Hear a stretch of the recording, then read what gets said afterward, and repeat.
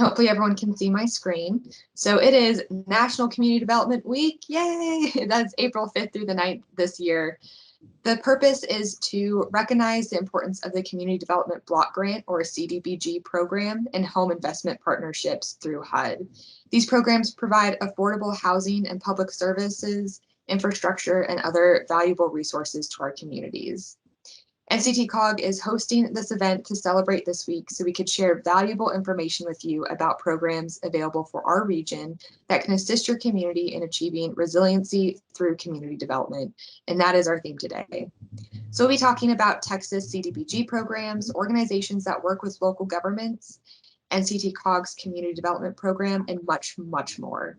So as we get started, I'd just like to share a quick overview of Texas CDBG. So it just kind of gives some context to some of the presentations you'll hear from this morning. So the Texas Department of Agriculture, or TDA, administers the Texas Community Development Block Grant Program, Texas CDBG. This is to assist small cities and rural communities by providing decent housing, suitable living environments, and expanded economic opportunities, principally to persons of low to moderate income. Texas CDBG funds community projects such as utility infrastructure, disaster response, and unique local economic development projects. So there's a lot that these funds can be used for, and most of these do fall under the public works category, which is why it's under NCTCOG's public works program.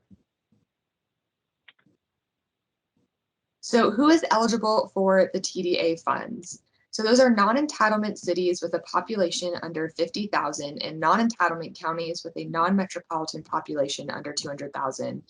And if you're like me, I'm sure you're asking, what does non-entitlement mean? So those are communities that are not designated as eligible for the entitlement portion of the Federal Community Development Block Grant Program, CDBG, through HUD. So again, larger communities over that population listed on the slide get funding straight from HUD and are considered entitlement communities. Communities under this population threshold are non-entitlement communities and get their funding from the Texas Department of Ag, or TDA. So I hope that kind of clarifies who's eligible for these funds and who's not. So there's a lot of our communities in the NCTCOG area under this population threshold that are available for Texas CDBG funds, which comes from TDA. So here's a picture of a map from the NCTCOG's website. It shows the non-entitlement communities in our region. This is an interactive map, so this picture does not show all of the communities eligible for funding, but you can zoom in and out of different counties or pull up the inclusive list to the side. That will show you the list of all the communities eligible. So the link to this map is at the bottom of this slide. This is on our community development website. So if you go to NCTCOG under Environment and Development Department, again, the Public Works program, you'll find our community development website, or it's linked here. And like I said, this slide will be provided at the end of the event. So with that, we're going to get started with our presentations this morning. I am really excited to introduce Dr. Faye Beaulieu, Senior Vice President of Community Investment for United Way of Tarrant County. She'll present on L.I.S.C, which is Asset Limited Income Constrained Employed. So let me stop sharing my screen and I will hand it over to her. Well, good morning, and thank you for the opportunity to be with you. I am going to be sharing some information this morning that I think will help you look at the community differently, because so many times when we're thinking about people that we're serving and thinking about people in need, we want to focus just on those people we think about as being in the poverty tier. But this morning, I want you to think with me a little broader and consider not just those in poverty, but those who are part of the group that Olivia just alluded to, those who are asset limited, income constrained, but employed. This information comes from a group called United for L.I.S.C that is made up of United Ways, businesses, nonprofits, and other community groups from 21 states across the country who work together to get information on all states about this group of people that we're going to be talking about and how they infill our community and why we should focus on them. Thank you. If you want to go to the second slide. Yes, this is what we're going to be talking about for the next few minutes. Who is L.I.S.C? Who makes up that asset limited, income constrained, but employed group of people? We'll talk about some highlights for Texas and for Tarrant County. And while this focuses on Tarrant County, because that's the way the presentation was built, that's the way the data came to us, there will be a point in the presentation where I'll show you where if you are interested in data for other counties, you can go and you can get the same kind of detail. And when you get to a particular county, whether it's Tarrant or one of the other surrounding counties that the COG serves, you can even go down to zip code level information. So this can get just about as granular as you would like to look at it. We will also talk about what the impact of COVID-19 could potentially be on the group that we're talking about. And then how does housing, real estate, how does where you live figure into the impact of the kinds of things that we'll be talking about? The slide just provides a little more information about who this population is. These are people who are above the federal poverty level, but they struggle to supply those basic building blocks of a quality life. There is a term that's used constantly throughout the presentation, the household survival budget. What does it take to cover those things that keep a family stable? That includes housing, childcare for many young people, food, transportation, healthcare, and some kind of basic technology plan. You just can't function in today's world without having some means of communication and some means of staying connected so that you can access resources in the community. Who are these people largely? Well, there are people that keep our community running. They are cashiers, healthcare workers. They are laborers. They're the people that keep our infrastructure going. They're the people you see in the airports that are taking care of things and keeping them clean and operating the concessions. They are office administrators. There are many of our teacher aides. Those people that are our maintainers and what we'll call our nurturers, and those terms will become more clear as we move through the slides. They are people that don't have really the luxury of focusing on the future. They with whatever household income is coming in, they are able to meet their needs and keep their heads above water, but they don't have that ability to focus on post-secondary education either for themselves or for their children.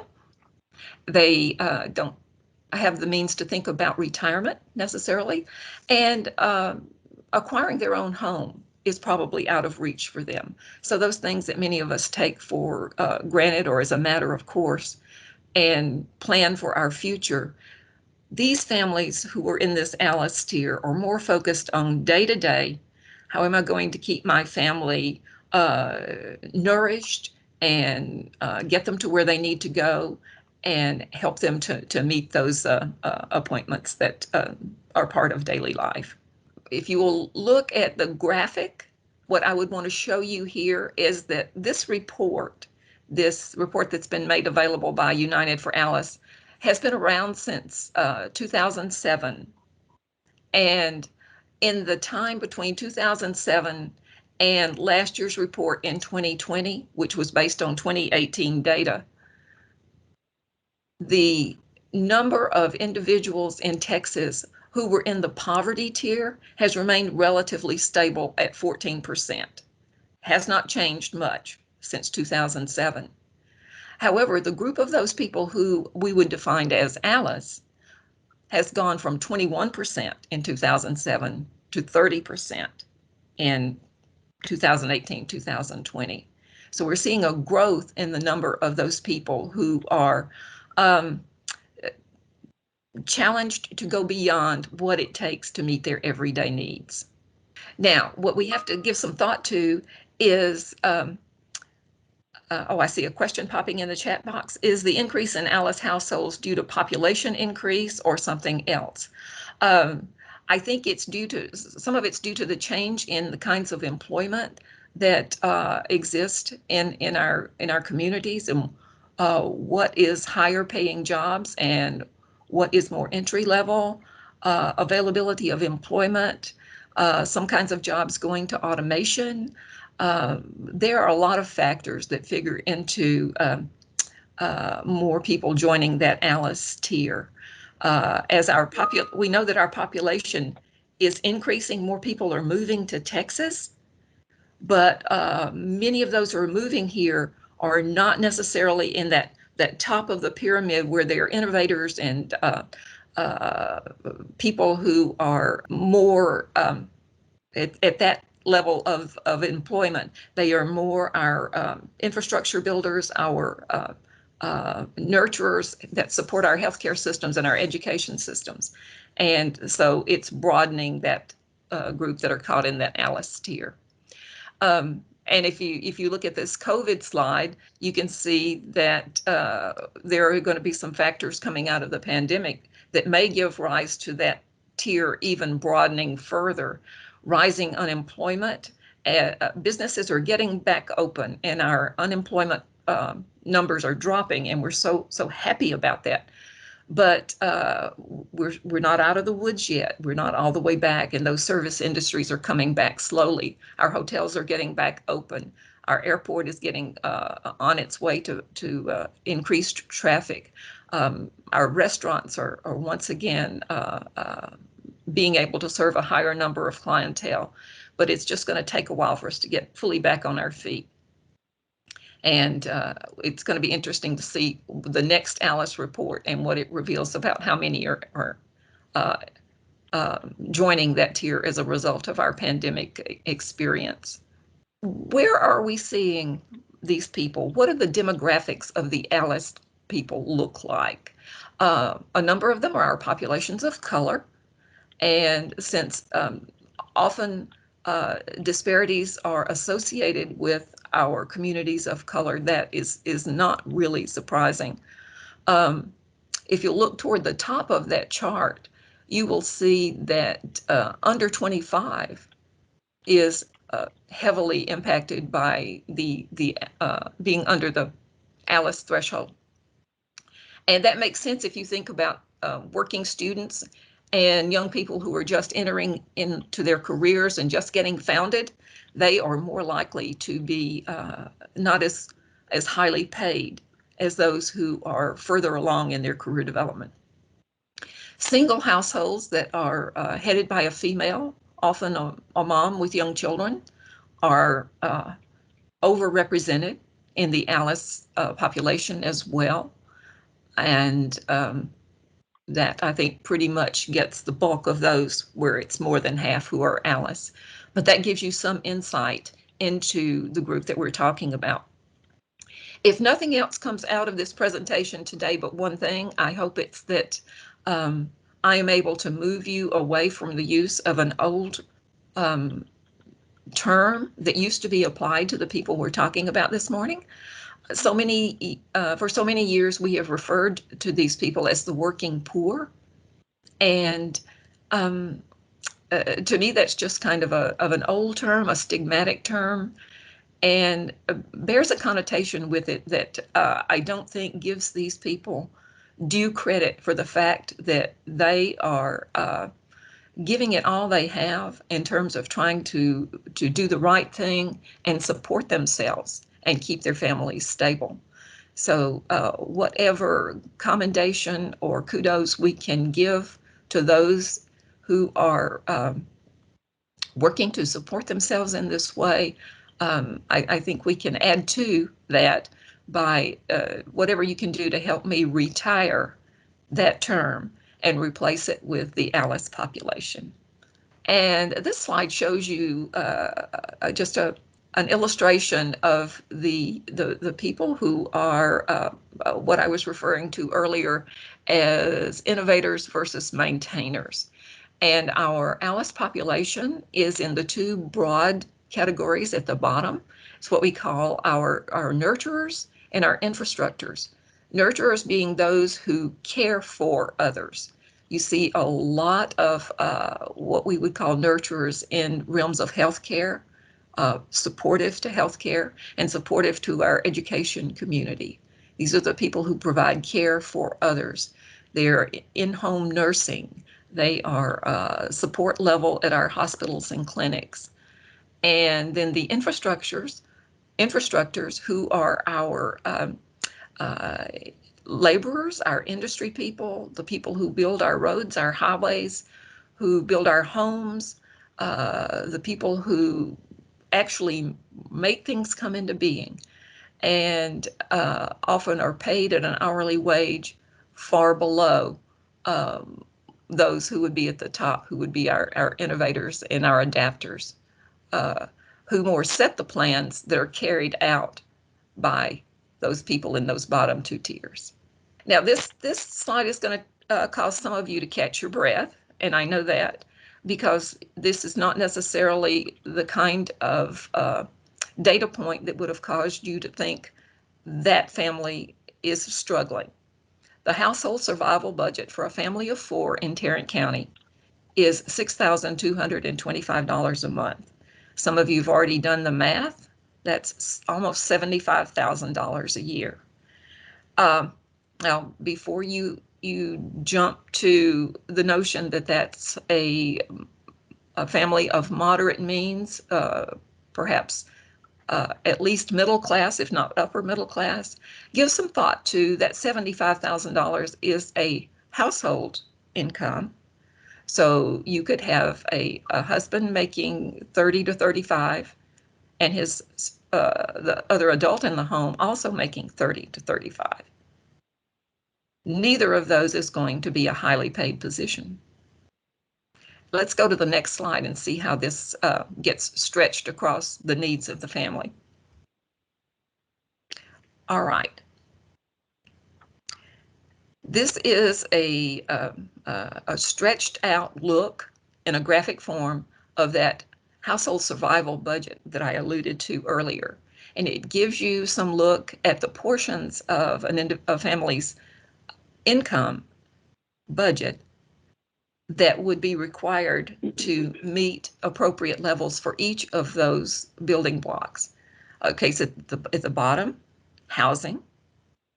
On top of that, and it's larger than housing, is childcare. This is supposing that this family of two adults and two children accommodates two children who are in full-time childcare. Any of you who have had children in full-time childcare know that for that expense to be more than your housing budget can very readily happen, especially if one of those children is an infant, because that cost is so high. The next block is food, then healthcare, then, no, I left out transportation. Food, then transportation, because the family has to get to work, it has to get to childcare or school, and has to get to other appointments that are necessary to keep their lives moving. Then healthcare, then technology is that very thin little purple line. And it's an essential part of the budget because, as we said earlier, if the family can't stay connected, then they can't access employment opportunities, healthcare opportunities, and educational opportunities they might be able to use to keep their lives stable. Miscellaneous, those things that happen to us that we don't plan for, but which we need to cover. And then finally, taxes, because the L.I.S. population is going to pay their taxes. They are going to want to access whatever refund is coming back to them, because for many of those, that's the largest cash infusion into their budget in one lump sum that happens all year. United Way serves many of those people via its volunteer income tax assistance, or VITA programs. And I can tell you, when our volunteer tax preparers tell a family that they're going to get a $3,000 tax refund, it's just, you have totally made their day, week, month, and year. This is a breakout of the cost that we were just talking about. If you'll move to the left under two adults with two in childcare and look at that column, you will see at the bottom of it that annual total of $74,700. And then what is above it shows you how that budget plays out. With a cost of $1,100 for housing, and $1,100 a month for housing is not going to be a sumptuous apartment. when you consider that you're going to have 4 people in it. Childcare, and there you see it bounding the housing costs for 2 young children. If in the header above the columns, you can see quoted the federal poverty level. Someone who is making just the federal poverty level could not touch the kind of budget that you see here. But above that, this L.I.S.C population with either 1 working or 2 working, bringing in that 75,000, will be able to stretch that across these costs. Here is some specific Tarrant County data that you're already familiar with, I'm sure, that we have a population around 2 million. The bulk of that is concentrated in the city of Fort Worth, which is rapidly approaching 1 million. Another big population center, of course, is Arlington with roughly 400,000, and the Northeast Tarrant with, again, roughly 400,000, and the remaining population scattered across the county. The median household income, $66,000. What did I just tell you is the household survival budget for a family of 4? More than that, right? And then in the center is some information that you may find interesting. A quarter of the Tarrant County population are considered L.I.S.C, 25%. Only 11% are considered poverty level. So when we talk about L.I.S.C, we're talking about a significant population of our Tarrant County people. And it's all over the map in terms of how big that population is, given where in Tarrant County you live. There are sections of Fort Worth, Stop 6 is 71%, Fort Worth Central 44%, Arlington 37%, Northeast Tarrant 27%. But when you think about Northeast Tarrant has both South Lake, which would be 8%, and then portions of North Richland Hills or Haltom City that would be far more than that.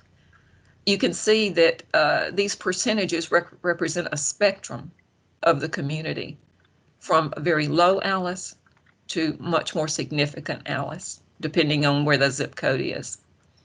And below that, at the bottom of this slide, is a website that I want to draw your attention to, because if you have interest in pursuing this further to look at your own communities, here's where you would go. UnitedForAlice.org, County Profiles, Texas, and you'll get a drop-down box to go to the particular county you want to research. And once you're in the particular county, you will be able to look at subdivisions and get down as granular as zip codes. So for those of you who enjoy data, this is a good opportunity for you to look further. And this just gives you an example of some of the kinds of things that you're going to find.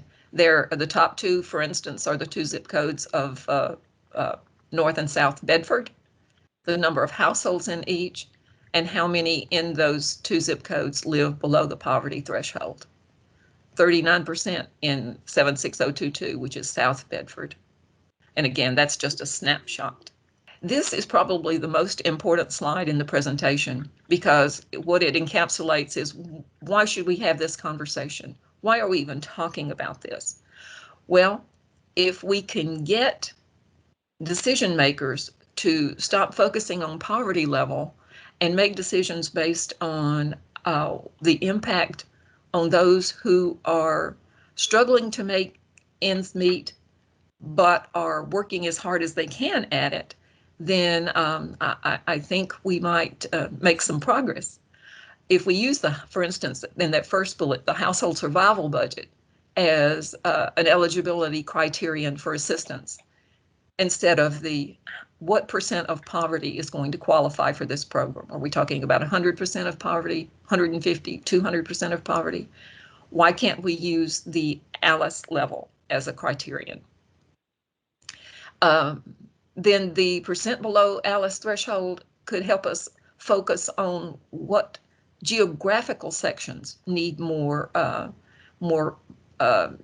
care, more resources devoted to it, more attention to help bring it up to the level of other areas. Groups that are disproportionately ALICE would be more vulnerable to COVID-19 impacts. If they're already struggling and one of the household income makers comes down with COVID, they're going to lose an income and perhaps incur monumental medical costs at the same time. And families that are classified as ALICE face additional expenses that others don't. If they're quarantined, then they will be off work, for instance, and their income will suffer. This just points to, I'll point you to the bottom line. If we could raise the ALICE population's access to more income through improving their education, improving their training, helping them get better jobs, and at the same time, as they move into that tier of better income, that would reduce the community spending that we're having to do to keep them out of crisis, then we would add an additional $305 billion to the bottom line every year. And that's an incredible economic productivity measure.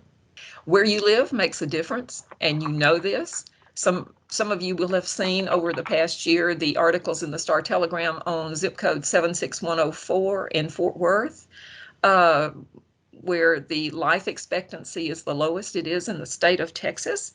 And there are a number of reasons for this. Limited access to health care, no fresh fruits and vegetables available in grocery stores, no real grocery stores in that zip code, limited transportation options, more exposure to violence and challenges to living a safe and healthy life, lower employment standards, all of those things that would keep them from having a quality, stable family situation. How much of an ALICE family's income has to be devoted to housing, which in turn helps dictate where they live, which impacts their quality of life. For someone that's a retail salesperson making $11 an hour and pulling in $22,000 a year, if they were going to spend their housing dollars on a mortgage on a house, it would take 81% of their check. Median rent, 53%. Subsidized housing, 42%. And the basic rule in social services is that you should be spending no more than 30 to 35% of your income on your housing costs. And finally,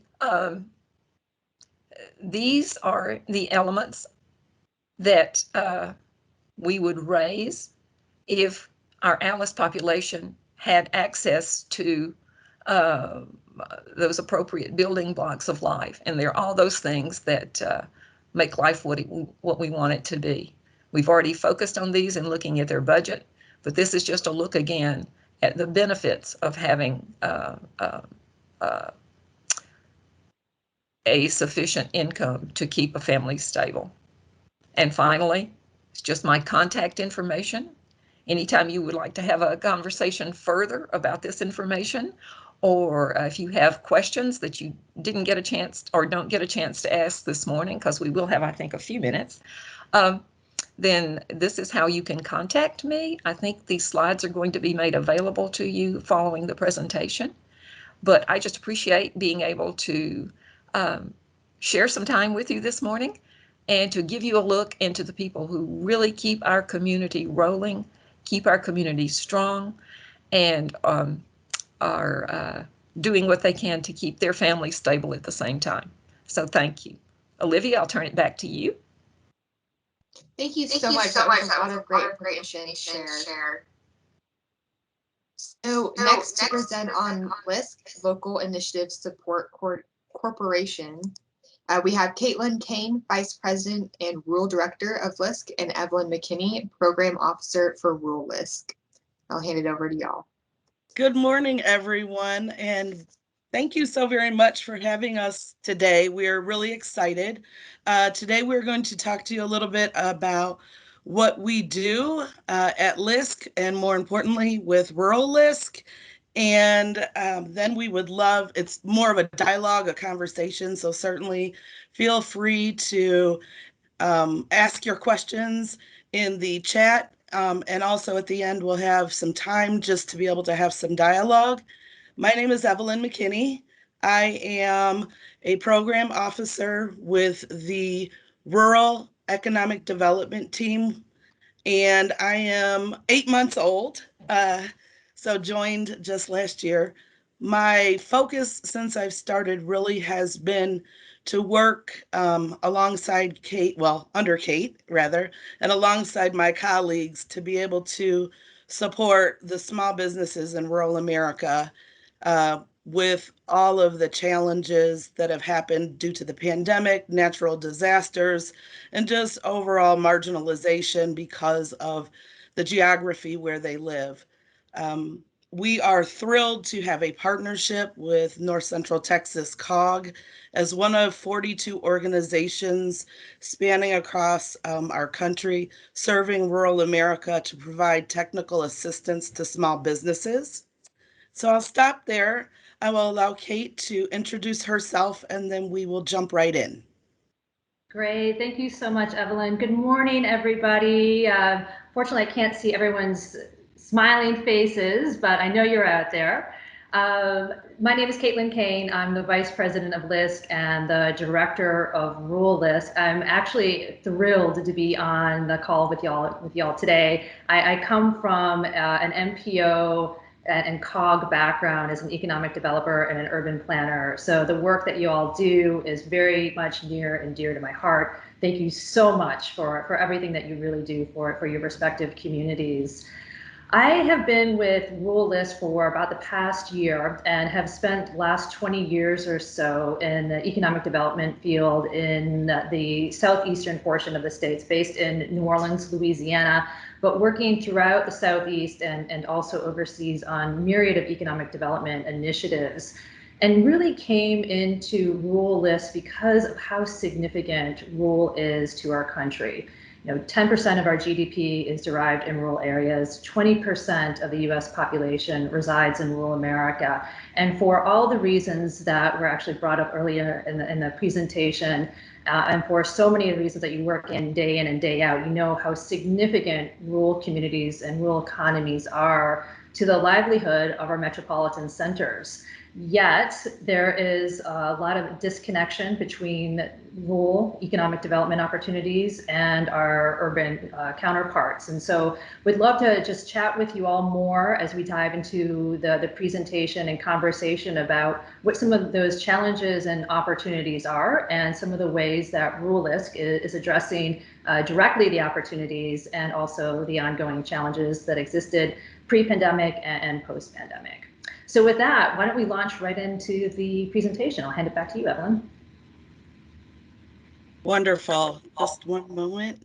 I'm going to share my screen. So L.I.S.C is the largest CDFI in the country.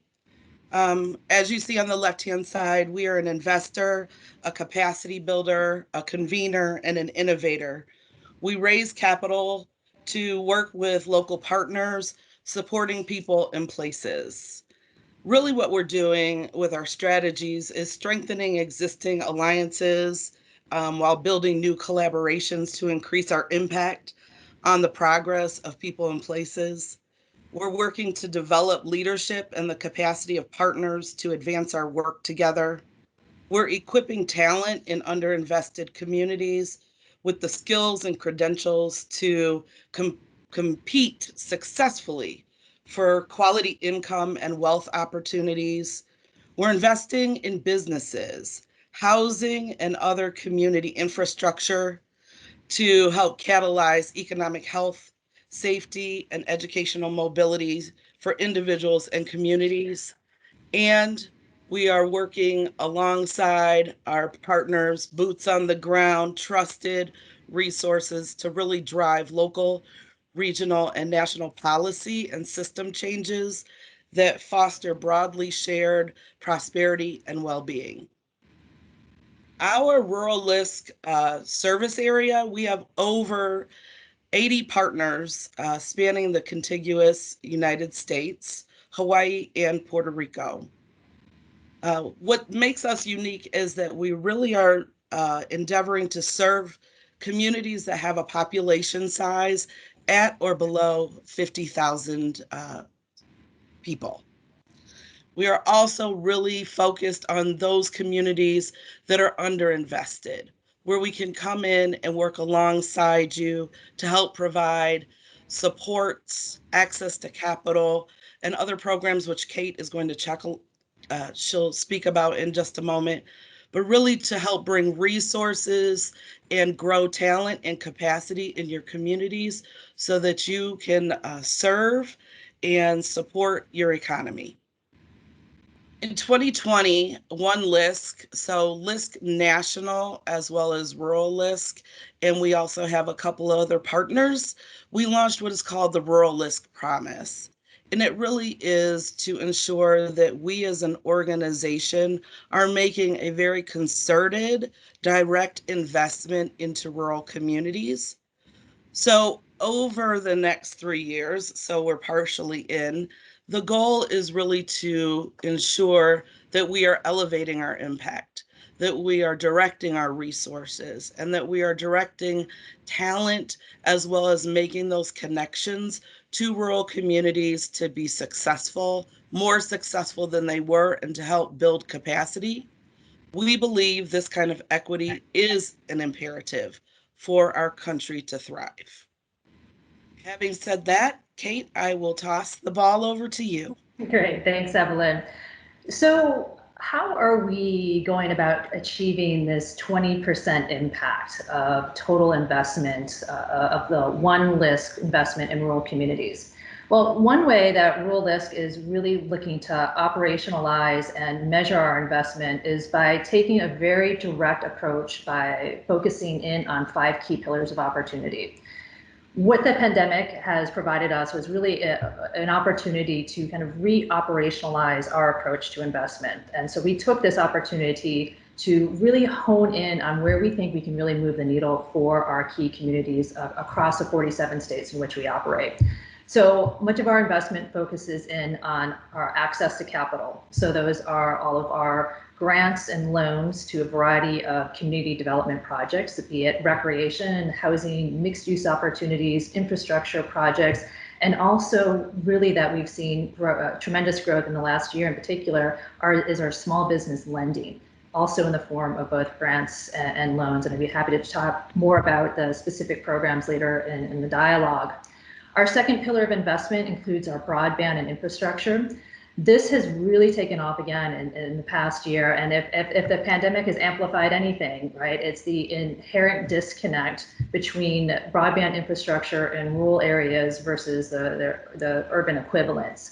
So we have really doubled down our commitments on investing in broadband infrastructure, specifically through a digital equity lens, really looking at opportunities to deploy digital navigators that focus on upskilling for digital literacy and also the provision of broadband equipment, laptop equipment, and really the know-how that goes along with being able to connect and being able to navigate online. And we're continuing to roll out those services in a myriad different ways. Our third pillar of investment is really workforce development. And this is a very unique approach for rural L.I.S.C. One thing we actually do differently, really our differentiator from how workforce is really thought about and conceptualized at the regional level, is we focus in on workforce opportunities at the individual and at the systems level.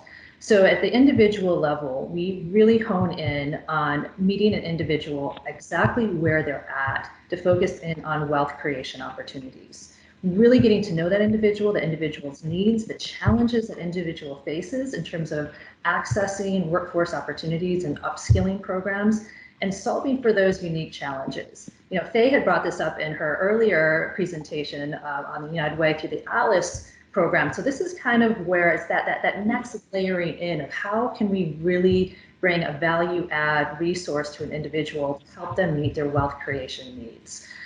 So that's what we do through our financial opportunity centers at the individual level. And then at the systems level, we have a program called Rural Work that really focuses on knitting together the ecosystem of workforce opportunities. So it's working with investment boards, the community colleges, the COGs, the MPOs, and a number of other economic development organizations to really ensure that the workforce needs are being woven together and that they're working in lockstep with that employer needs, so that at the end of this pipeline opportunity, that individual can receive individual assistance, upskilling, skilled certification, and then placement at a quality job that provides for quality benefits, higher hourly wages, and a higher level of retention.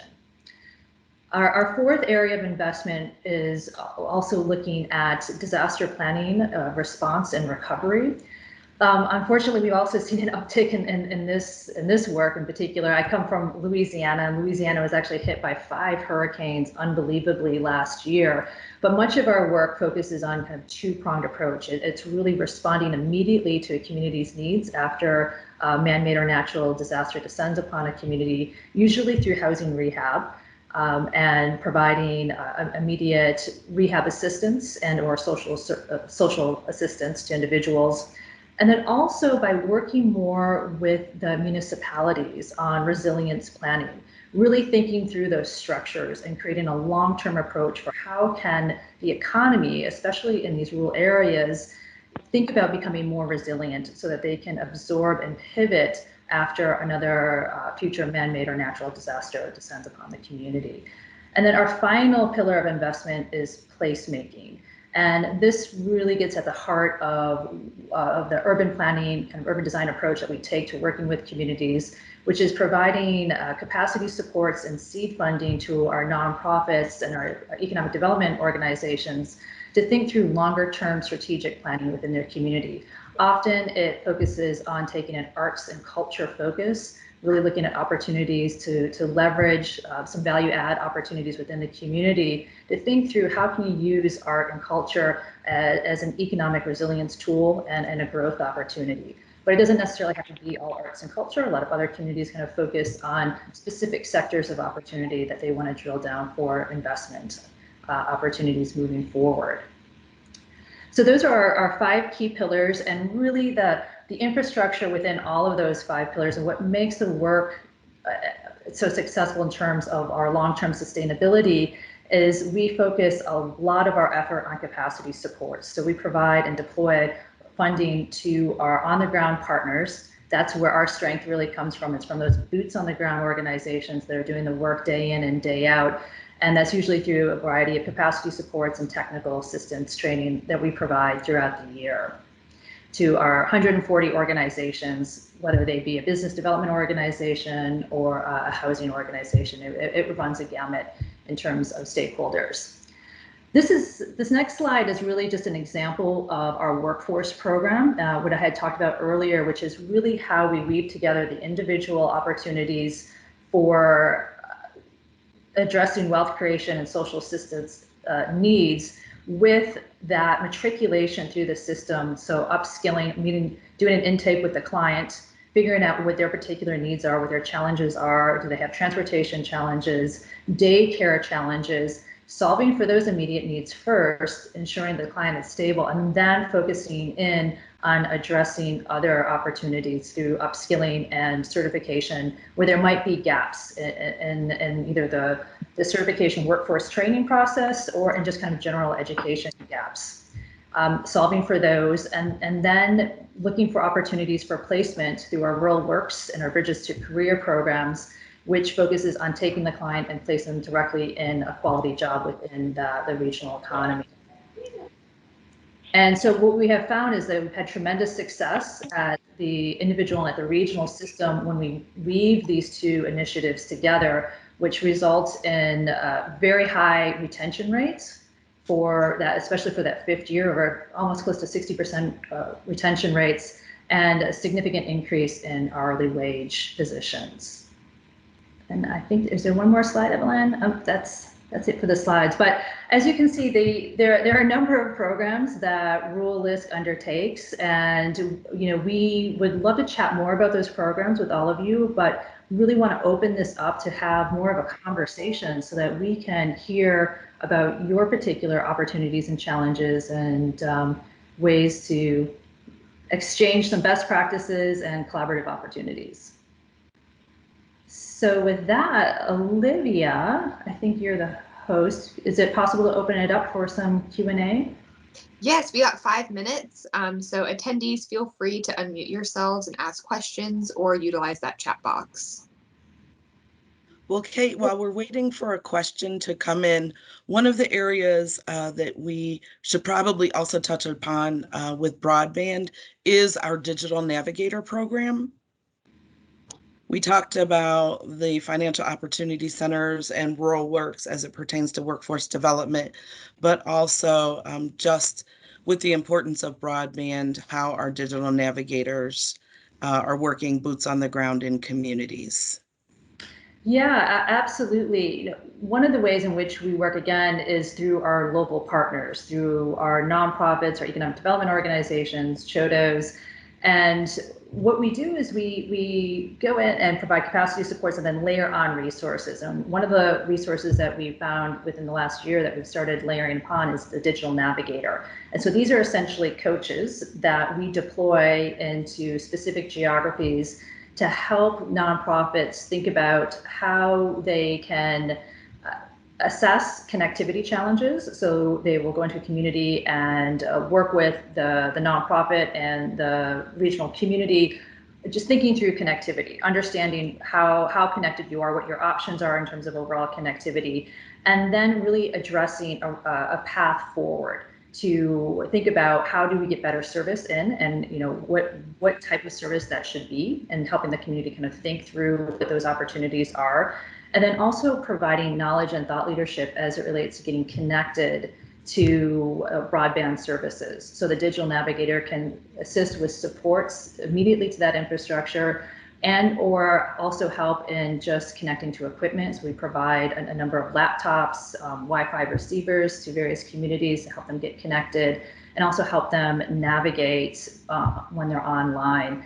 And the Digital Navigator works in lockstep with the nonprofit partners. So it is the individual is a resource there for the community on an ongoing basis, which I think that many of the nonprofits have found invaluable, because it allows the individual to really grow with the organization and also with the community, to meet the community exactly where their needs are and where they see kind of opportunities growing.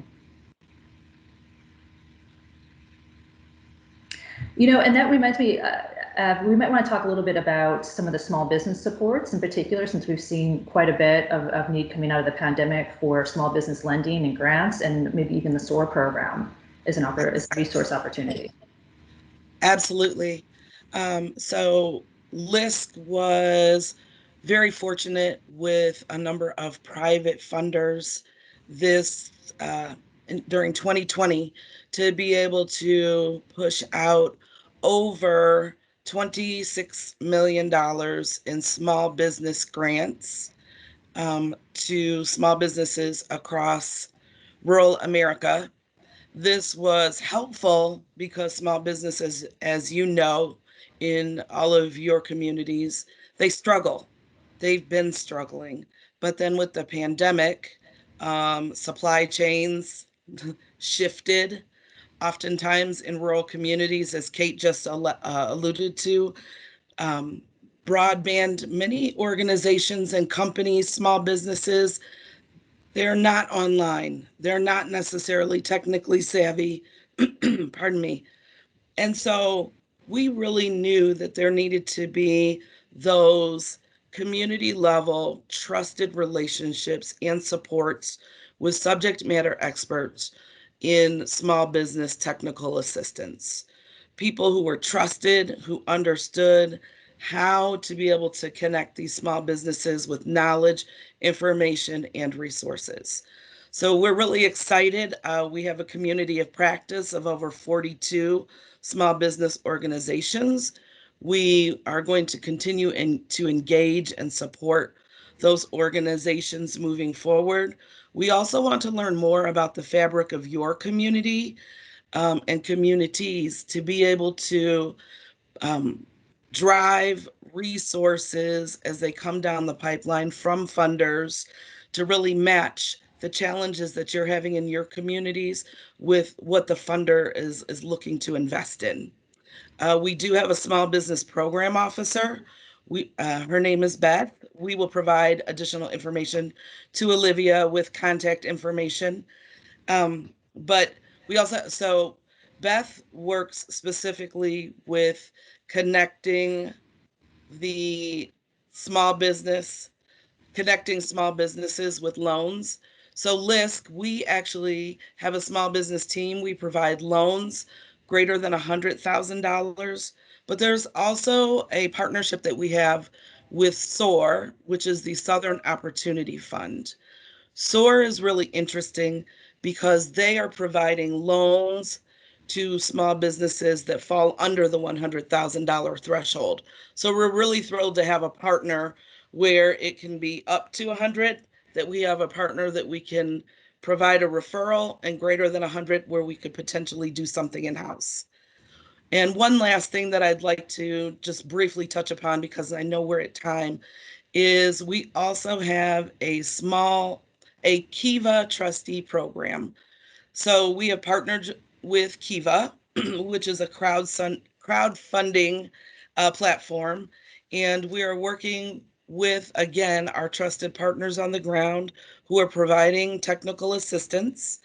And if, as you have companies or small businesses who are ready to make that next step or looking to generate some income, either for growth in what they're presently doing or to support their startup endeavor, we actually provide technical assistance to the organizations to support them as becoming a trustee. And then the organization actually works with the small business owner and does an online campaign to raise dollars. And L.I.S.C, we also match those dollars as well to be able to give a small business loan to help jumpstart or to fortify a small business. So if you're interested in any or all of that, we are more than welcome to provide that information too. Well, thank you so much for all of that information. It was really great to hear about all the resources y'all have. So with that, we're going to move on to our next presentation, and I will get that contact information from y'all and send that to our attendees. Great. Thank you, Olivia. Thank you for the opportunity. Thank you, Olivia. Thank you to North Central Texas COG, and for everyone attending. We hope your day is fabulous and you gain lots of information. Please do not hesitate to reach out. Awesome. Thank you. So now on Fort Worth's economic development, we have Brenda Hicks Sorensen, Assistant Director of Economic Development. Good morning. How is everybody? Thank you so much for the opportunity, and hopefully everybody can see my screen. Yes. Please. Okay, awesome. Okay, well, thank you again, Olivia, for the opportunity. We are super excited to talk about some of the things that we've been able to do here in Fort Worth, particularly regarding the COVID-19 pandemic, which I know has been a challenge for so many folks. So a couple of things that we did, and some of these are all interlinked as far as timeline and so forth, but we did do a business survey where, as you all know, the orders came down March 13th for closure. We launched the first business survey March 17th that within a couple of weeks, we had over 1,100 responses on. Really focused on those small businesses, what we could do, what were the biggest concerns, challenges. So there was a whole variety of questions that we really focused on. 78% of those almost 1,200 responses were from businesses that had 25 or fewer employees. And as you can well imagine, the most pressing concerns at the time were revenue, cash flow, with 81% of the respondents indicating that. payroll expenses, how are they going to make payroll with 57%, and then rent, lease, mortgage payments, 56% of the respondents cited that. 47% of the respondents in those 9 days or so had indicated that they had seen a decrease in revenue by at least 60% as of March 1st. So some of the things I'm going to talk about that we were able to roll out were in direct response to that business survey. And so we were able to develop the questions, get it out pretty quickly. We did have a follow-up survey that we launched a month later, just to, again, see where a lot of our businesses were at. We saw very similar responses. I think at that point in time, you started to see PPP was rolling out, the EIDL program. There was a lot of things already rolling out by that point in time. And so a lot of the questions from that, or the responses from that, were indicating just overall confusion on what was really happening, how to access those resources, and so forth. So again, I'll touch upon some of that. Because that really led to messaging and communication, which was so absolutely important. So I just did some screen grabs. There was just way too many things. And I know a lot of communities did this. But we had a variety of different messaging things that came out throughout and continue to come out, quite honestly, about the different situations. So, some of this was early on. Y'all stay home, flattening the curve is our responsibility. So what does that mean? Obviously there was a lot of questions about what were essential businesses, non-essential businesses. So we issued a lot of publications to our community, business leaders and chambers, and everybody partnered to get this information out. We had things for the community. This help stop the spread of COVID-19. Do not do this, instead do this type thing. Just different kind of avenues and ways to get information out. We use social media a ton. Here's an example in the upper right-hand corner. We had daily social media updates on Facebook with our mayor, our staff from the fire department, police department, and code folks. There were a lot of special guests that came in that provided responses to specific questions. There was usually a focus. So like maybe on Wednesdays, it was businesses. Tuesdays was maybe more community focused. So just a variety of different things that kind of came out of that. Again, here's some other things. As I mentioned, a lot of the responses that we received in the survey, particularly the second survey, was that they just didn't know who to contact, who was doing what. So we rolled out a lot of business COVID-19 FAQs and resources. We had a web page that continued to grow. Literally, it felt like every hour, it felt like we were sometimes adding more information to it, getting some clarification, whatever the case was. So we really tried to focus on messaging about how to protect yourself, how to protect the community, but also what were those resources available. So again, here are just some examples of the kinds of things that we did. There was also a Support the Fort campaign to really support restaurants and retail, takeout, pickup activities. So you can see the hashtag Shop Fort Worth. People were encouraged to take selfies, take pictures of their carry-out food, and post that, really kind of give shout outs to those restaurants and organizations who are doing a really great job responding to the situation. So some really cute things came out of that, and pictures and all that.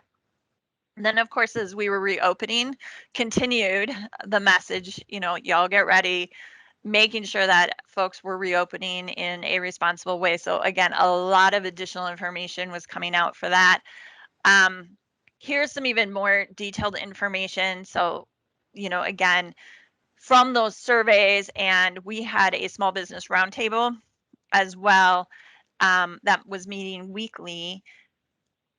So as we were working through things and hearing all the questions that our businesses were having, we weren't trying to recreate the wheel necessarily, but what are some of those resources that we could continue to provide? So here's just an example of a fact sheet we put together for the payroll protection program. You know, we kept thinking that we would see something maybe come out of, you know, from Treasury and stuff, and it was a lot of information. So we were able to work with some of our local partners, the SBDC and some of our lenders to put together this fact sheet on PPP, for example. It's on my right. There was a letter that was sent to restaurant and bar owners and operators on we were having some challenges, especially in a couple of our districts with establishments that were not requiring masks, for example. And so wanted to be proactive. So this was a letter that came out from our code compliance superintendent. And there was a lot of hand holding that went with us, like our compliance and code went out and worked with the restaurants, worked with the bars to make sure that they understood, offered up free masks so that they could have it available for patrons, for example. So a lot of other resources went into the efforts to support these small businesses. So we were able to work with code, you know, understanding that these folks, these business owners were desperate in a lot of cases and needed to get that revenue. And so again, just some continued examples of the messaging. You can see there is obviously a theme across it. Y'all do something. So help do your part. So a lot of this was as we were reopening. You know, here's an effort that we had for reopen Fort Worth responsibly, our Visit Fort Worth, which is our visitors group, really wanted to make sure as we were starting to get some visitors back into the community that everybody was being really safe about it. So the whole effort was really focused around, again, continued health and safety, which played into the Stay Strong effort that you'll see a lot of us all partnered in. So this, you know, the city, Visit Fort Worth, our chambers, all were part of it. And Fort Worth Now, which is an economic development group, we're all part of that. This was interesting because businesses could register on their safety practices so that, and it was an effort to make sure that both citizens of Fort Worth as well as visitors were comfortable coming to Fort Worth and understanding what some of those protocols were. So there were stickers that came out with this kind of reopening and the Stay Strong Together We Win campaign. You could register a business, a restaurant, an attraction, kind of committing, pledging that you were reopening safely and following these protocols. And then it was a way that citizens or visitors could go and check it out. So just an idea to give you an idea, we had on the site, there's 182 attractions that registered through that. There were 141 hotels, 265 shopping venues on there, 41 community locations, so different parks and so forth, and then 531 restaurants registered committing to this pledge of reopening safely. And so again, it was really an effort, a communication effort to try to ensure that those visitors, whether they were local or from out of town, were comfortable visiting Fort Worth. Also during this time, we were able to do a lot of PPE distribution. And I know a lot of communities did this. Here's just some pictures from one day. I think I participated in 3 of the drives. We had team members, and this was, again, a partnership with our chambers. The Visit Fort Worth, I mean, Fort Worth Now, just a variety of groups were all part of this. And all we required it was for businesses, and all we required was a business card. So literally, we would get their business card. We'd ask them in some cases at the early one, this one in particularly, this was one of our first ones. So we asked the businesses to register in advance.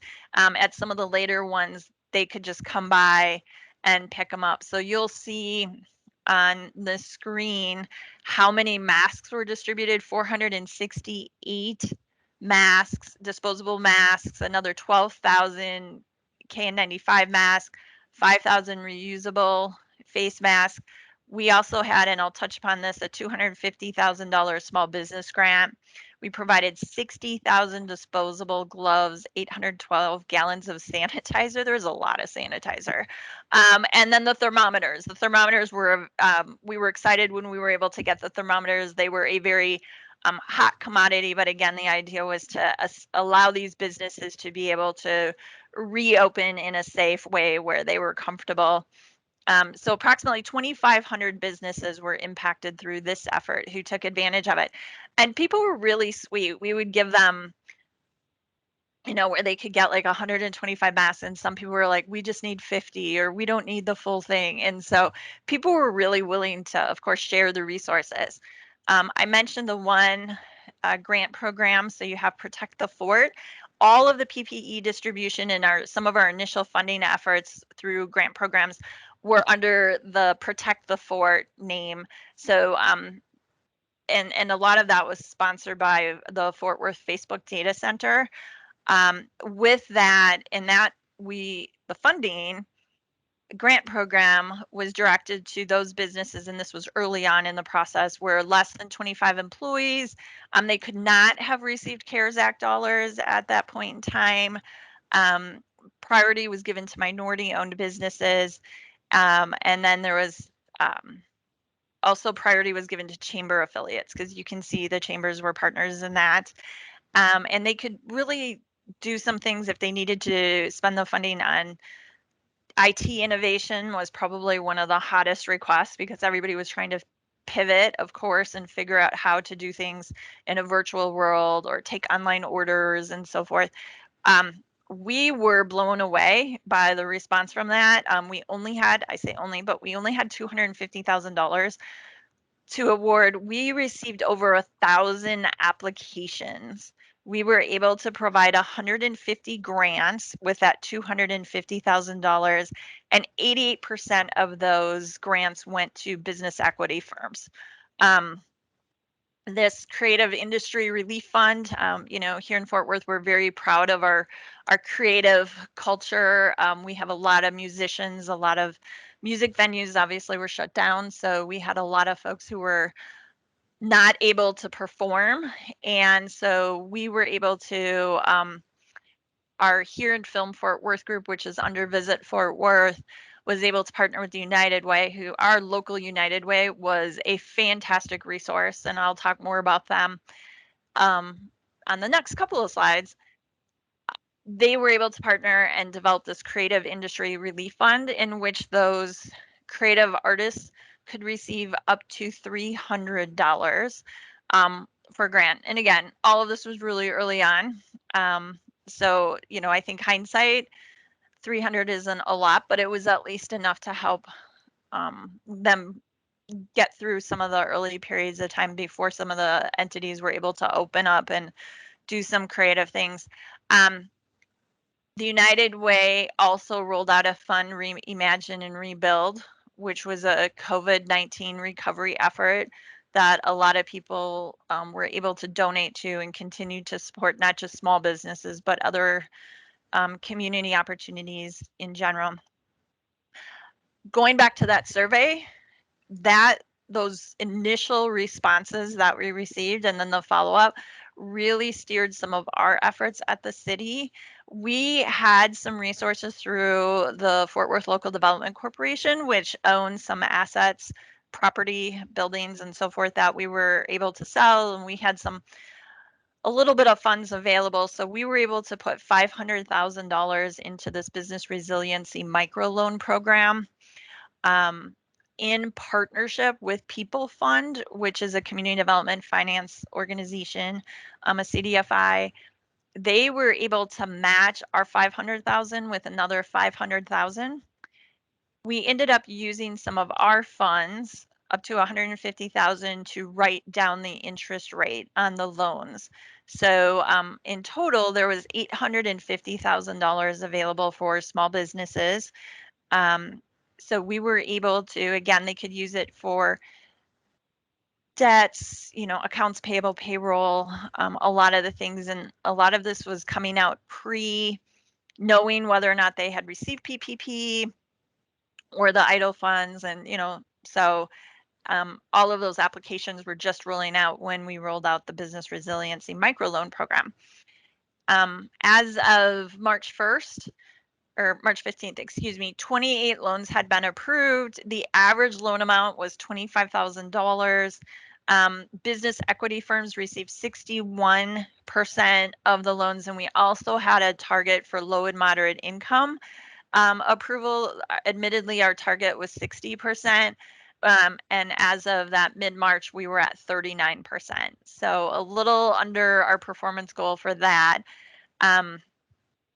But they're still reviewing some applications. And so hopefully we should be tapping out of those funds shortly. Excuse me. I don't know that we're going to add more funds to that, because what we were also able to do was the Preserve the Fort Small Business Grant. And again, none of this occurred just as a standalone. So if there's one thing that I can emphasize about resiliency and supporting businesses, which is what I'm focusing on, is look for those key partners. In our case, we had the small business grant. We partnered again with our chambers, with Visit Fort Worth. TCU had student volunteers help folks with the application process. Our small business development center acted as a call center for phase 1. And then Fort Worth Now had volunteers and a whole variety of folks help us as well through this process. So we launched our phase 1 grant program May 26th, and that was really focused on some smaller grants. They range from $5,000 to $25,000, depending upon the size of the business. And that businesses that had 250 or less or fewer employees were eligible for that first phase. And then so we kind of went through that. Obviously, the pandemic was continuing. I don't think anybody expected that a year later we would still, be addressing it and whatnot. But it was very clear when we rolled this out that even after we had rolled out phase 1, that it was not going to be enough. So our city council initially appropriated $15 million of the CARES Act dollars that the city of Fort Worth received to small business efforts. And so we set aside 10 million of that for this Preserve the Fort phase 1. We still had some resources left over after phase 1, so we decided to open phase 2. And because of the timeline and the longevity of the situation at that point in time, we were focused on larger awards. So we focused that on income and revenue and what their revenue losses were. So businesses up to 500 were eligible for the program, and they could receive up to 150,000. We did subtract any funding that a business may have received in the phase 1 from that phase 2 award.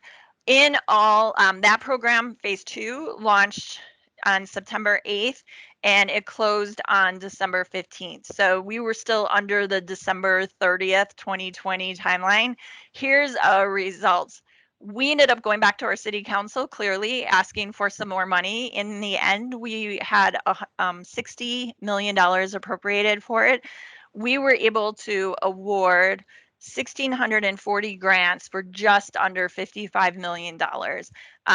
We were able to open it up in phase 2 for nonprofits. So we had a performing arts category, and then we had a kind of other 501c3 category. So almost $55 million to 1,640 grants. We're now in the compliance process of that.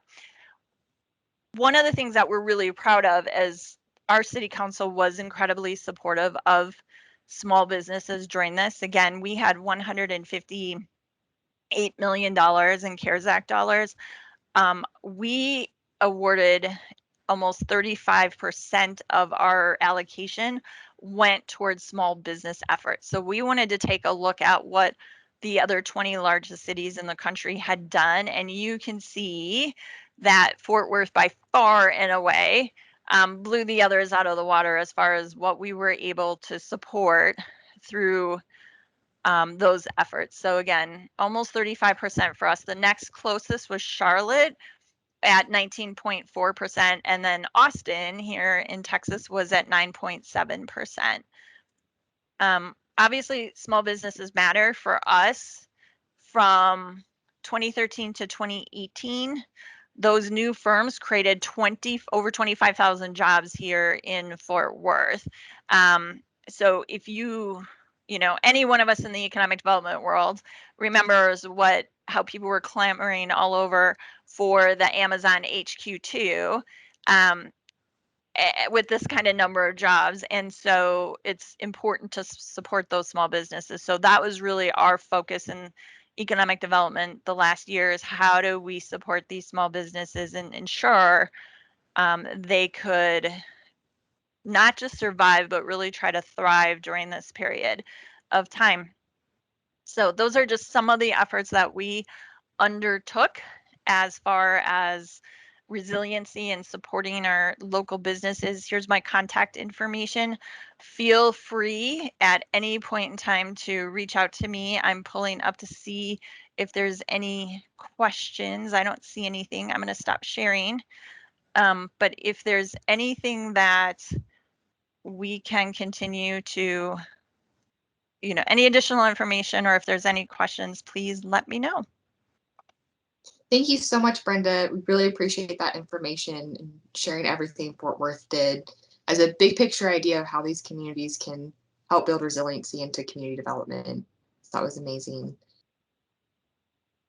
Okay, welcome back everybody to Community Development Week event. We are excited to kick it off with another presentation. We have Andrew Haight, Economic Outreach and Marketing Staff with the Economic Management Division of the U.S. Census Bureau. He'll be presenting on the Census COVID Hub and Community Resilience Estimates. We're very excited to have you on. Thank you for joining us. Great. Thank you so much, Olivia. So my name again is Andy Haight. I'm an economist at the U.S. Census Bureau. And today, just for about 10 or 15 minutes or so, I'll be showing you all a resource that we stood up in April of last year to help people access some basic information that they need about the coronavirus pandemic. So let me go ahead and share my screen so I can actually do a quick demo of this resource. So as I'm sure you all know, the Census Bureau produces an amazing wealth of demographic, socioeconomic, housing, and business data. I've actually spent my 34 years at Census working in our economic directorate that is responsible for the 58 monthly, quarterly, annual, and periodic business surveys that we do. As the Census Bureau was entering the coronavirus pandemic, we realized, as we have known for quite some time, that our data could be very useful to help people understand how the virus was spreading across the United States, to identify vulnerable communities, and also to help us understand how businesses might be impacted. Now that we are moving into vaccine distribution phase and sort of beginning the recovery from the pandemic, we've also known that our data could be useful to help guide that recovery. So our initial thought was just simply to direct users to each of the different programs that we have that could provide access to that data. And quite honestly, we thought that that would be okay. But a number of us said, no, a lot of the people who are interested in the data for coronavirus are not going to be familiar with Census Bureau programs. They are not going to be Census Bureau data nerds, to use that word. Instead, they would be people who would need to sort of have their hands held. So what we created was something called the COVID-19 Interactive Data Hub. To get to the hub, and I'm going to go ahead and turn off my camera now just so I don't have any bandwidth issues. But to get to the coronavirus hub, we go to Browse by Topic and then click on Emergency Management off of the main Census Bureau website. That'll bring us to our emergency management portal. As you can see, this is a site that we created that has each of the major hurricanes last year. And this is the place that you'll go to get information about fires and floods, et cetera, this current year. Clicking on the coronavirus pandemic icon, and then again, clicking on that COVID icon that we've seen a million times brings you to the COVID resource page. This page gives you access to the hub itself, as well as a number of the programs that are included on the hub. If I click on the COVID-19 Data Hub page, you then come to the hub itself. And at the very top of the page, you can see we have some basic information on total population, uninsured population, and some data on number of businesses. The Census Bureau publishes data both on employer businesses, these are businesses with paid employees, as well as businesses that we typically think of as self-employed people, or what we call non-employers. Below that area is a section of the report that lets us go in and look at a planning report that includes some basic information from the American Community Survey and from a number of our business programs. This dashboard presents data at the state and county level. So if I wanted to change New York, which is the default, over to Texas, I can scroll down, choose Texas from the menu. The report will then refresh and show us some basic information about the demographics and economics of the state of Texas. But I could also go ahead and click on a particular county. Let's choose Bexar County. And that will actually allow us to look at data specifically for the county. These reports are all fully manipulable, and the data can be extracted and downloaded from these reports. One quick point I want to make is the information that we include today on the hub has changed a lot over the year. We are always updating it to show information that people need. And one of the changes that's coming is we're going to be adding some occupation data. We know that vaccines are being distributed in many states, should be most states by now, based upon your occupation. So if you're a healthcare worker or education, someone who works in education, you're likely to be getting the vaccine before other people in other occupations. Scrolling down a little further, we come down to a special page that includes information on 7 surveys that we stood up specifically during the past year to measure not just the possible impact of the pandemic, but the actual impact of the pandemic. So these programs include the Business Formation Statistics Program. This program provides detailed information at the state level on startups. How were startups in Texas impacted by the pandemic?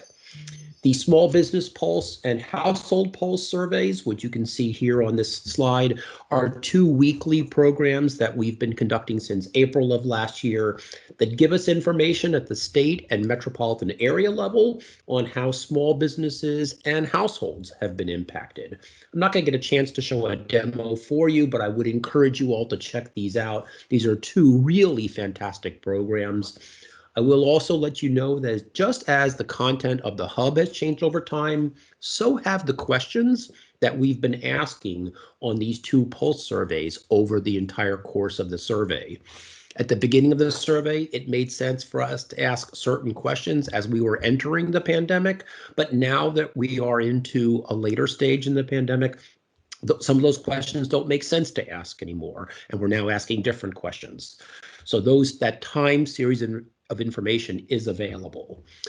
A program I want to spend just a moment or so on is community resilience estimates. That's the fourth program over here across the top. Community resilience estimates is a program that provides information on how resilient our communities are to shocks. The way this program works is they took the micro level data, the individual response level data from the American Community Survey, and they then applied 11 risk factors to that data to identify census tracts that were resilient or not to those particular risk factors that were associated with the coronavirus pandemic. So, for example, we know that population 65 and over, people who are 65 and over, were likely to be impacted by the pandemic more than younger people would. So one of those 11 risk factors is the percentages of the population that's 65 and over. This survey is, I think, wonderful because it doesn't just simply show the data at the state and county level. You can actually zoom in on the state of Texas and look at tract level information. And what you're going to see is information on the percentage of the residents in that population that are subject to, that have no risk factors. We would typically think of them as being extremely resilient to the pandemic. Those residents that are subject to one or two risk factors, we would say those would be less resilient, and those residents that are subject to three or more of these risk factors. And of course, that would be the least resilient. If we were to zoom in on the state of Texas, you can see we are now looking at county level data. Let me go ahead and just pan my map up a little bit. And if we keep zooming in, we're eventually going to go from county to census tract. And this is when you will begin to then see just what kind of details are available in this tool.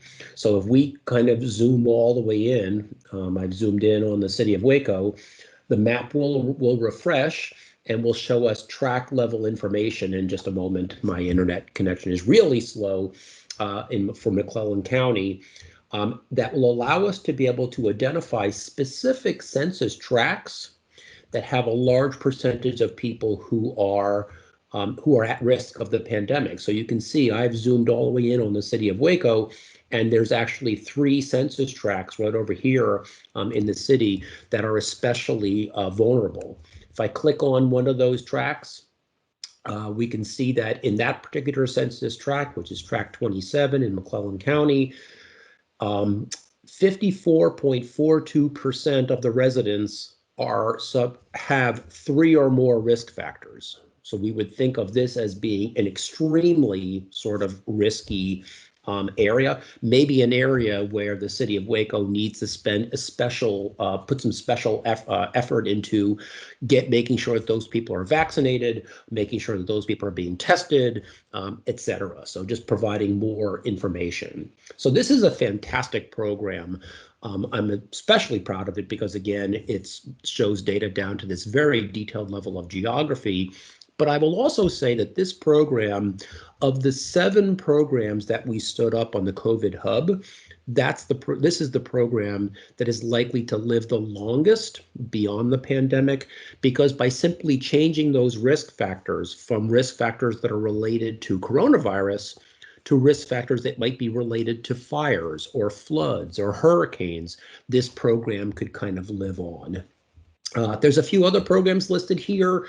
We did a special program that looks at monthly state sales tax collections to see how state and local governments were being impacted by the pandemic, and a special survey that looked at state retail sales.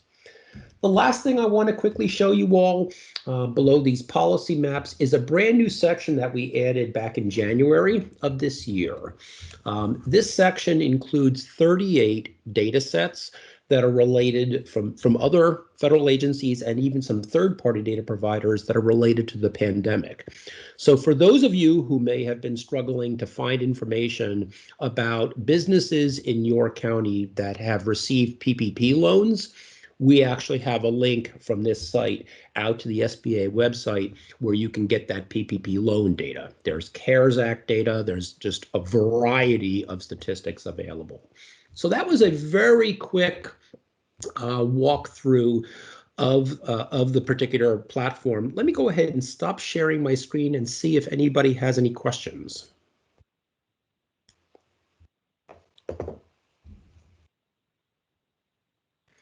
Yeah, so I see one of you on the chat asked a question if there is any resource specific for rural geographies and small businesses. So on the rural side, I guess I will say yes and no. As you saw, community resilience estimates goes down to census tract levels. So you could certainly use the CRE program to look at how resilient rural areas of Texas are in comparison to the more urban centers. I just by sheer luck zoomed in on the city of Waco, just the way I zoomed the map, but we could have easily have zoomed into an area that's much more rural than that area and look at that information. The Small Business Pulse Survey that I mentioned is certainly a key resource to understand how small businesses were impacted by the pandemic. The program provides information again, only at the state and metropolitan area level. So you're not going to be able to get down to those very, very small levels of geography like you could in community resilience estimates. But that dashboard that I showed you does have information down to the county level from some of our other business programs. So if you wanted to find out how many restaurants are there in a particular county in Texas, you can go in and actually see that to see, how is it that those businesses might be particularly impacted by the pandemic? So yeah, great question. Any other questions? Okay, well, I will take that as a no more questions. Let me go ahead and put my email address in the chat. So if you have any questions that you want to ask me afterwards, you'll be able to go ahead and just contact me. And so feel free to do that. So there is my email address. And thank you so much, Olivia, for giving me a chance to come and talk with you all this morning. Thank you, Andy. I think this information is going to be really critical to our local communities and just helping build resiliency and looking at all these different data and different factors that you guys have pulled together. So it's just really valuable information. Thank you again for joining us today. Yeah, one thing I'll quickly mention to you about that resilience. The community resilience estimates looks at resilience from a demographic perspective, from a people perspective, but we often think of resilience from a business perspective.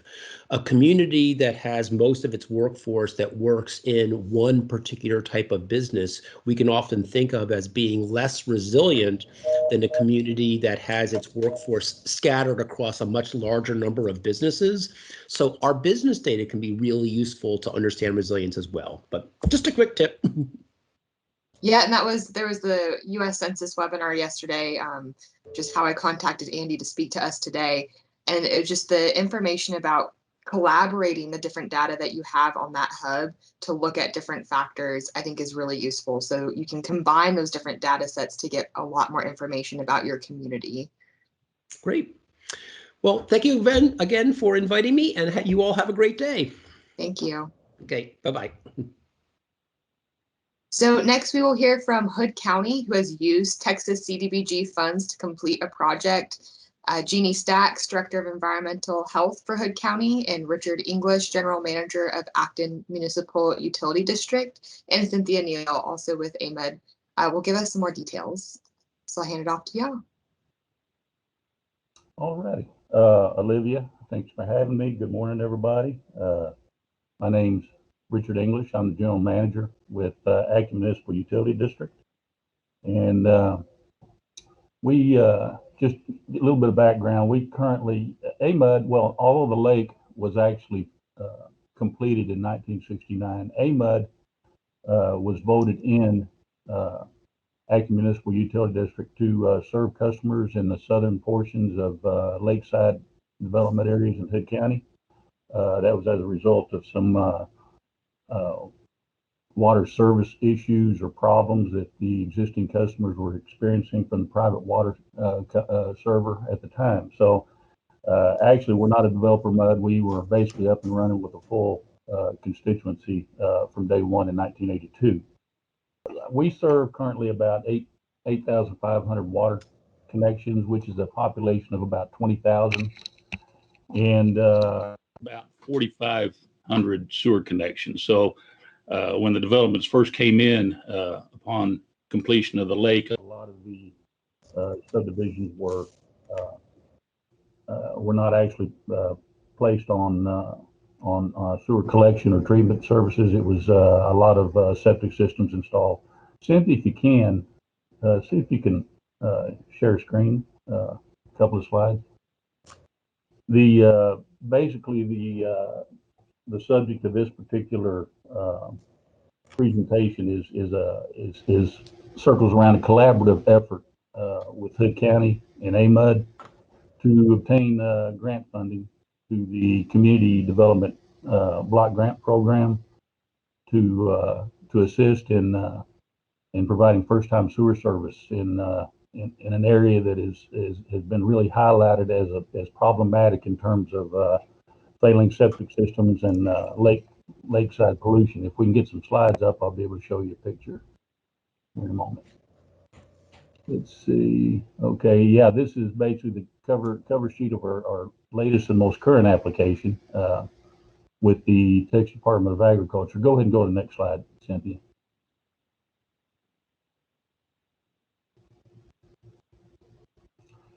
Just to kind of give you a look at the dynamics of Lake Granbury, you can kind of see that it's very long and narrow lake. It's basically 8,300 acres, but it's got over 100 miles of shoreline. And as you can see on this map, a large portion of that shoreline is covered in lakeside developments.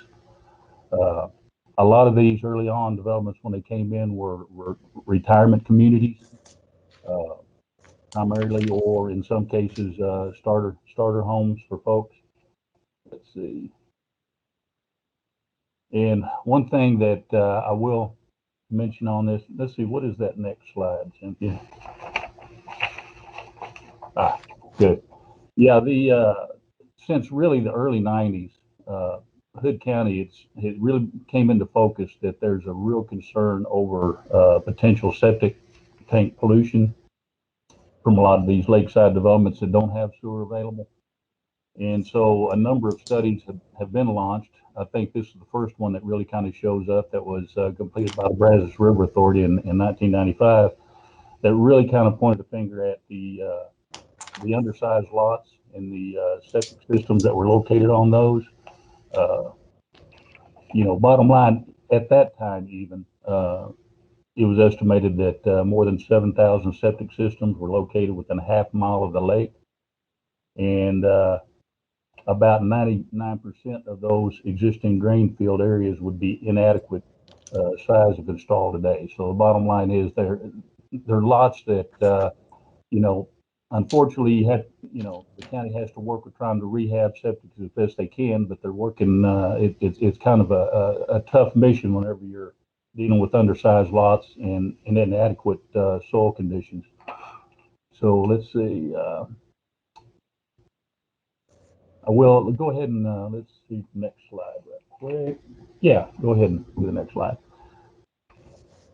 The area that we're dealing with here, and I will go ahead and on some of these studies, we also completed a watershed protection plan that was approved by the EPA and through the TCEQ and Brazos River Authority efforts, but that again pinpointed a few subdivisions that's got some real problems in terms of circulation as far as undersized lots, septic systems potentially failing.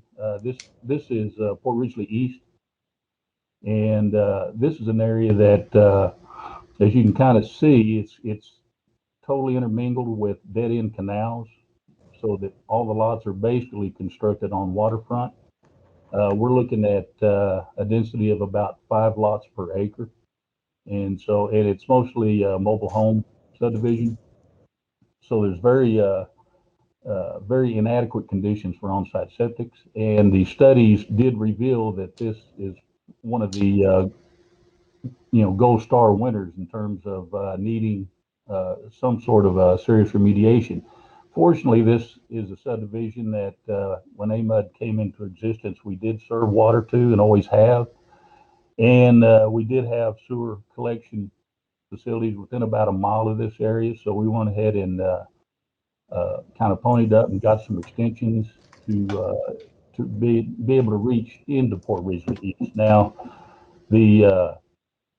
we found out in the early 2000s through one of our consultants that that there is such a thing as this community development block program, which provides 95% grants to certain entities to allow them to take on projects such as this. Now, unfortunately, AMUD being a district, we did not qualify to apply for these funds. We're not allowed to apply for them.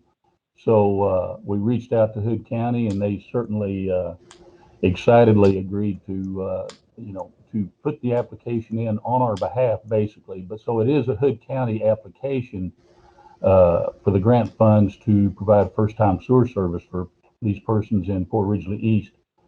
And what we ended up doing in our cooperative effort, of course, we worked up interlocal agreements whereby AMUD guarantees that Hood County will not be dealing with any out-of-pocket costs. AMUD will cover all costs associated with it, any cost share matches that need to be done. But administratively, all the paperwork does go through Hood County. And certainly we're real pleased that they've always been eager and willing to step forward and go for these applications. And I will, kind of as background, tell you that this fourth grant that we've just been approved and we're undertaking now is hopefully the final one that'll allow us to fill out all of Port Ridgely East. On this particular slide, you can see some dots on the map, and those are actually qualifying connections that will be able to get free hookups onto sewer service and get their existing septic systems abandoned. All of this at no cost. And this particular grant cycle, fortunately, was for capped at $500,000. So that's very sizable. We expect to be able to assist about 40 to 44 connections get off of sewer. The other areas in Port Ridgely East that you see as blank are the previous funding cycles in which we've been able to tie them on. So basically, we've got currently out of about 220 lots or so, we've got close to 200, or will have close to 200 connections actually on sewer. So it's been a great project over time in trying to get this done, working with Hood County.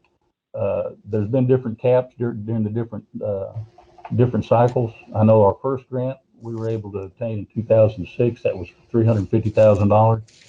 At that time, the infrastructure wasn't that close to them, so instead of the 95.5, we ended up contributing about $235,000 for that effort. But I think that also kind of helped put us over the top in terms of number of beneficiaries and the level of effort we're putting into it. But second grant, again, that was $350,000. We got that in 2008. We failed to get it the next funding cycle. So in about 2014, that's when we figured, well, to try to augment, our application process, we decided to extend the collection mains throughout Port Ridgely East, so that all the funds that are used for these projects will be dedicated to on-site work on each individual lot instead of to go towards collection effort costs as well. And in addition, the benefit to this is this allowed Hood County to discontinue any issuance of any septic permits for rehabs or new installs because sewer now was readily available, and anyone that had a failing system that showed up would need to go ahead and tie on to the sewer collection facilities. So let's see, the third grant we did get in 2015, that was capped at $275,000, which is why this time around in the 2020 grant that we're really pleased that it's capped at $500,000, and we've been approved for that. So in all these four cycles, we've been able to receive almost $1.5 million from the state in this effort. And this grant program is administered through the Texas Department of Agriculture, federal funds that they administer, and I think through the HUD program. But anyway, so we've got as you can see in Port Ridgely East, these dead-end canals, and throughout those, historically, there's been very, very high readings of E. coli concentrations. And one thing we're going to be looking to do after we complete this project is ask the Brazos River Authority to go back in, do some rechecking, and kind of see how the improvements go, because under the watershed protection plan, it did identify that by and large, the vast majority of the contamination did come from failing septics. So that's basically what we're working on with this. Let's see. Go ahead and go back to next. Go to the next slide.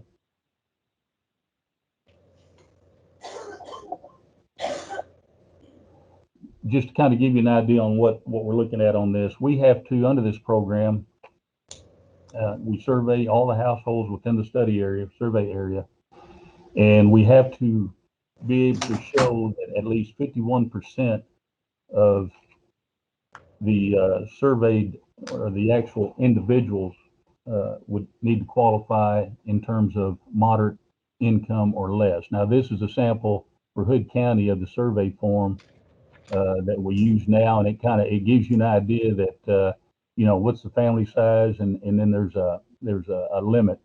In this particular case, for a family of one, it's 42,000. I can't see it, but anyway. And then the more persons in the household, the higher the number goes. Now, when we say 51% need to qualify this, it's not 51% of the connections, it's 51% of the beneficiaries. In other words, if you have a family of 4 that does qualify, and let's say beside them you have 2 different residences towards a family of 1 that does not qualify, you've still got 4 qualifiers to just 2 non-qualifiers, so you're still good. They count the number of persons that are impacted or benefited versus the number of connections. So, with that, I'll take any questions. Jenny, I didn't know if there's anything that you needed to add on this, but that's pretty much the summary of what we're doing, the program, and the kind of benefit that we're seeing from this. It's the CDBG program. It's a wonderful thing. And I think what can be kind of gleaned from this is there may be sewer providers out there that wouldn't qualify in themselves, but perhaps if the counties they reside in kind of sees a need and wishes to address it, there's partnerships that can be formed to make that happen. Yes, and can you hear me? Yes, I can hear you now. Yeah. Okay. One of the things when this grant was, or when the grants were first started for this, the county signed a order that prohibited new septics in this area. So any new ones that didn't qualify would be required to tie on to AMUD. Is that correct, Richard? Yes, if available. I mean, it still had to be if service was available, and but that's absolutely correct. If they were within reach, at least under these, for example, there were 4 survey cycles. There were 4 areas that were getting sewer available. As that sewer infrastructure moved through those areas, anyone else that didn't qualify under the system, sewer's available, and you're absolutely right. That order dictated they must tie on to AMUD sewer. So it's, the 4 grant cycles, they benefit or will have benefited a little over 100 connections, but we're really right at about the 200 connection mark. So you can see that the orders also kind of kicked in and assisted as far as whether there's a real estate transaction in conjunction with that, they must tie on. If the connection is at no cost, they must tie on. And there's other items, but basically those are the two big ones. So yeah, that order has helped a lot, and we kind of requested that, and Hood County was eager to get on with the order because we were concerned that first cycle we were investing a lot of money to try to get the infrastructure introduced to Port Ridgely East, and we wanted to make sure that there was something regulatory in place that would see that down the road others would be over time would be required to tie onto the sewer collection system. So, Well, thank you so much for sharing your project with us, and I hope some of our communities learned about the partnerships that they can develop to successfully complete some of these projects with community development block grant funds. So we're going to move on to our next presentation, and if anyone has any questions, feel free to put them in the chat box and we will get those to our presenters. And so next we're going to hear from the City of Strawn, Danny Miller, the City Secretary. And we had to pre-record his presentation, so I think Brian is going to pull that up for us now. Hello, my name is Danny Miller. I am the City Secretary and Administrator for the City of Strawn. I've been working here for 10 years, and before that I served on the City Council for 3 years. In my time here, I have been part of 4 different Texas Community Development Block Grant awards, a couple more applications on top of that. I've, 3 of them I've been in it start to finish. We got kind of an interesting grant that we went through in 2015 that when I tell this story, a lot of people seem to think it's pretty interesting. We were dealing with the drought the same as everybody here in North Texas was at the time. And our water system was very close to running out of water. We were scrambling around trying to figure out what we were going to do. And when we looked at all the nearby water systems, they were in the same boat that we were in. So we started having conversations amongst ourselves. What are we going to do? I ran into one of our engineers at a regional meeting in Abilene, and he said he'd been thinking about us as well. And he had come to the conclusion that our only choice was going to be groundwater. So we looked at the maps, and the closest location to groundwater for us was the Trinity Aquifer, about 15 miles south of us. We didn't have a pipeline. We didn't have any water wells there. With further conversations, we realized that this would be a good project to get some of the surrounding water systems involved in. See if maybe if we all got together, we could afford a pipeline and some water wells. So we approached the city of Mingus and the city of Gordon and the Barton Creek Water Supply that Gordon supplies, and everyone was interested. We just now had to figure out how to pay for this, and that's where the CDBG and the USDA Rural Development and Texas Water Development Board, they all came up in the conversation. Our first meeting was with the USDA Rural Development. At the time, they had a team here in Texas that was trying to drum up business. You know, they were out there saying, hey, come up with a project, we'll help you get it funded. So we started there. We began the application process, started working on our budgets for the project, and it looked to be about a $2 million project. To put that in perspective, the city of Strawn's budget that year was about $500,000 to run a water supply, a wastewater system, parks department, and a one-man police department. We have a staff of 6 full-time employees, so we juggle a lot of balls. So we started working on this. We had the USDA Rural Development telling us, let's come up with this project, get all our plans in place. At the same time, we started talking with Texas Department of Agriculture. And then about that time, it started raining and the drought broke. So the urgency kind of slowed down just a little bit. Gordon and Barton Creek Water Supply pulled out of the project, but the city of Mingus was still interested in moving forward with it. And we wanted to be prepared in case this happened again or when it happens again. So we decided to combine with Mingus for a TX CDBG grant application, which increased the amount to $500,000. That went forward. We simultaneously put in an application with the Texas Water Development Board. That went forward. And during that time period, Texas Parks and Wildlife approached us to see if we could supply water to the new state park that they were developing just west of Strawn. We did a study and determined that it was cost prohibitive to increase our capacity at our water treatment plant, but these water wells would solve the problem and give us more water. And Texas Parks and Wildlife agreed to fund a portion of the project so that we'd upsize a pipeline from the water wells to be able to have water available for them. Once we started getting funding approvals. The first one to come through was the Texas Community Development Block Grant for $500,000. What made it so appealing to all these agencies is this was a regional project. This is a water project that once completed, it would be able to serve multiple systems. It is separate application. The city of Mingus applied for emergency TDA grant to complete an interconnected water line between Strawn and Mingus. And Gordon was also applying and received a grant to create an interconnecting water line from Gordon to Lake Talpino. So if this whole system was put together, we would be able to push well water to multiple systems, even if they weren't part of the project. We've got the connections there to do it. That made Water Development Board very happy, and TDA. So they were all going overboard to try to help us with this project. And we went out and we got a grant writer to help us with this application, especially the TDA portion. We're such a small staff that there's no way we could pull it off without them. But with a good grant writing company, they, just absolutely the reason why this happened.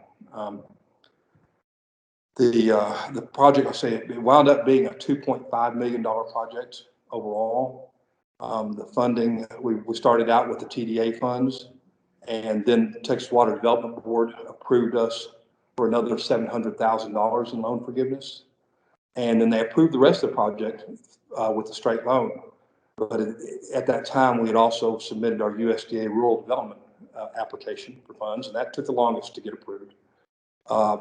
Eventually, they agreed to fund it with a $496,000 loan and a $386,000 grant.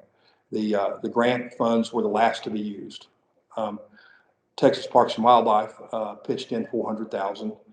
They were the easiest state agency to work with. We just sent them an invoice for their portion of the project. They paid it. We held those funds in reserve to pay invoices as they came in on the project.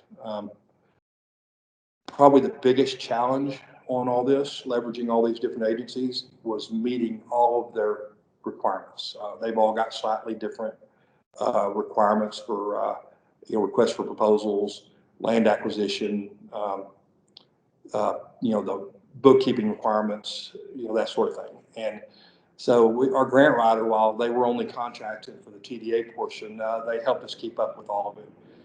And it was a challenge. It was, when we were done with everything, everybody involved in it that was the first time they'd been involved with anything like that.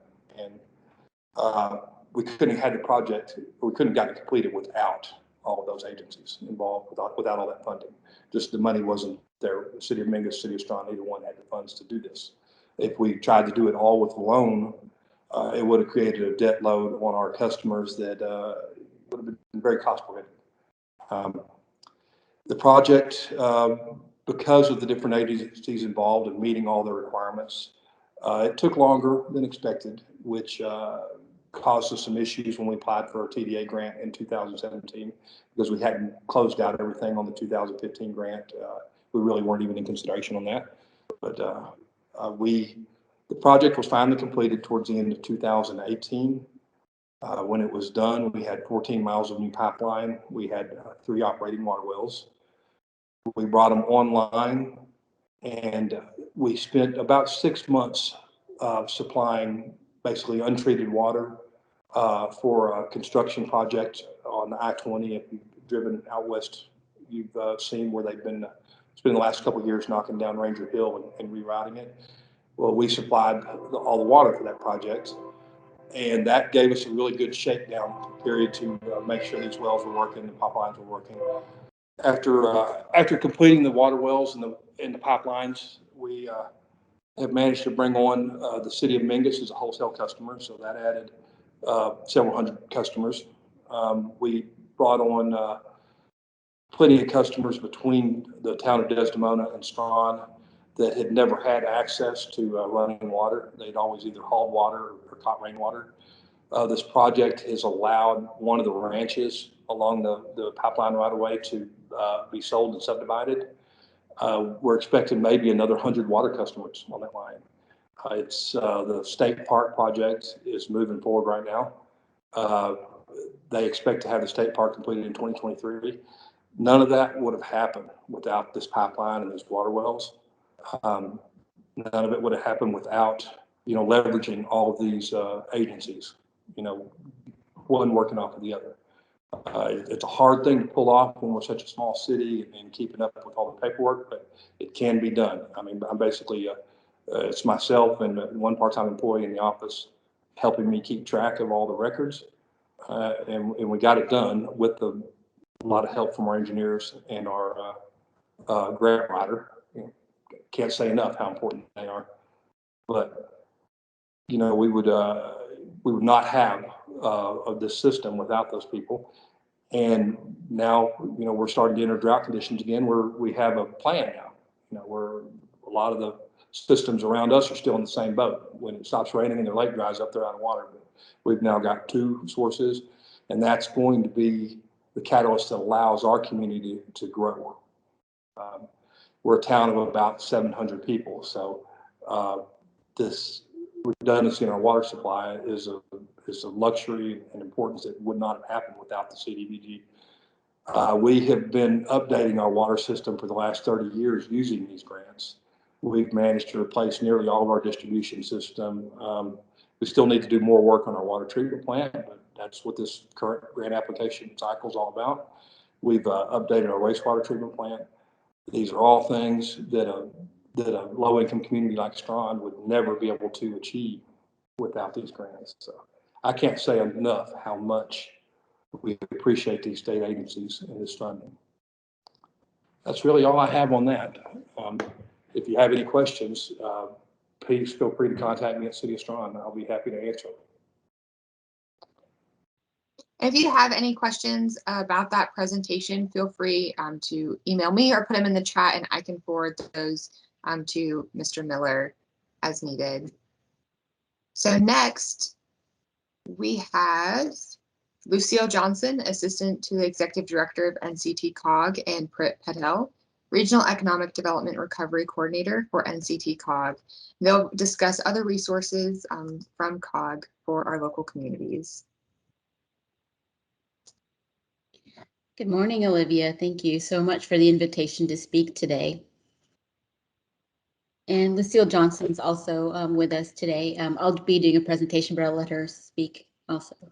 Good morning. I'll just turn it right over to Prit. She'll do an excellent job. Thank you. Thank you. So I have a PowerPoint presentation for you all this morning, so let me share my screen with you. So again, my name is Prit Patel, and Lucille Johnson and I both work for the Regional Economic Development District. The Economic Development Division at the North Central Texas Council of Governments is housed in our Executive Director's office. Lucille has really been running the show. I have joined 6 months ago, but she really helped get the district established. Just want to note that our North Central Texas COG district includes 16 counties, and our Economic Development District mirrors those 16 counties. We also represent those same 16 counties. Here's a visual if you're not familiar with all the counties within our region. We're quite diverse. We have some really urban cores, but then we have a lot of rural areas as well. So just a little bit of history. We were designated as an economic development district in 2016 by the EDA, which is the Economic Development Administration. And the EDA is housed in the, the U.S. Department of Commerce. And what the EDA really does is it helps promote innovation and competitiveness and all the components needed to ensure that we have growth and that we, succeed in having strong economies locally and nationally. So a little history on our particular region. Cities and counties can be eligible for funding under the North Central Texas Economic Development District once we're designated as a district. We, as the North Central Texas COG, we were the last COG within the state of Texas that did receive the designation of being an economic development district. And that happened in 2016. So prior to 2016, we were not a district, and that did We did miss out on some funding because there are some funding opportunities that where you need to be designated as a district or have an approved strategy to qualify for the funding. So because we were not a district, we began taking steps to become one.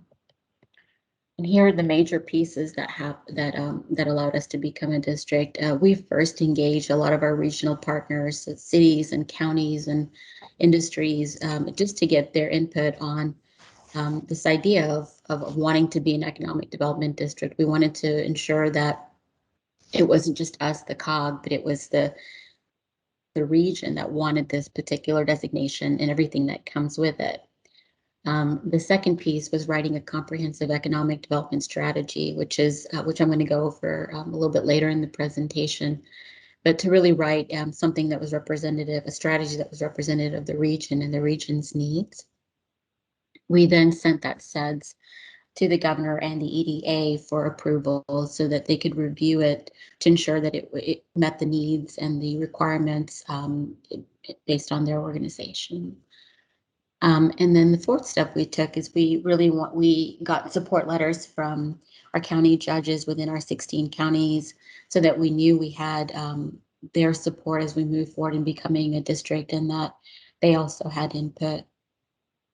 And then the last piece, step 5, the COG has an executive board, and so we submitted all the materials to the COG executive board to seek their approval and also becoming a economic development district. So what does that mean? Pretty, if I might add just for a minute, one of the reasons that we weren't an economic development district had to do with the fact that a lot of districts were created as a result of disasters and things that happened in the region.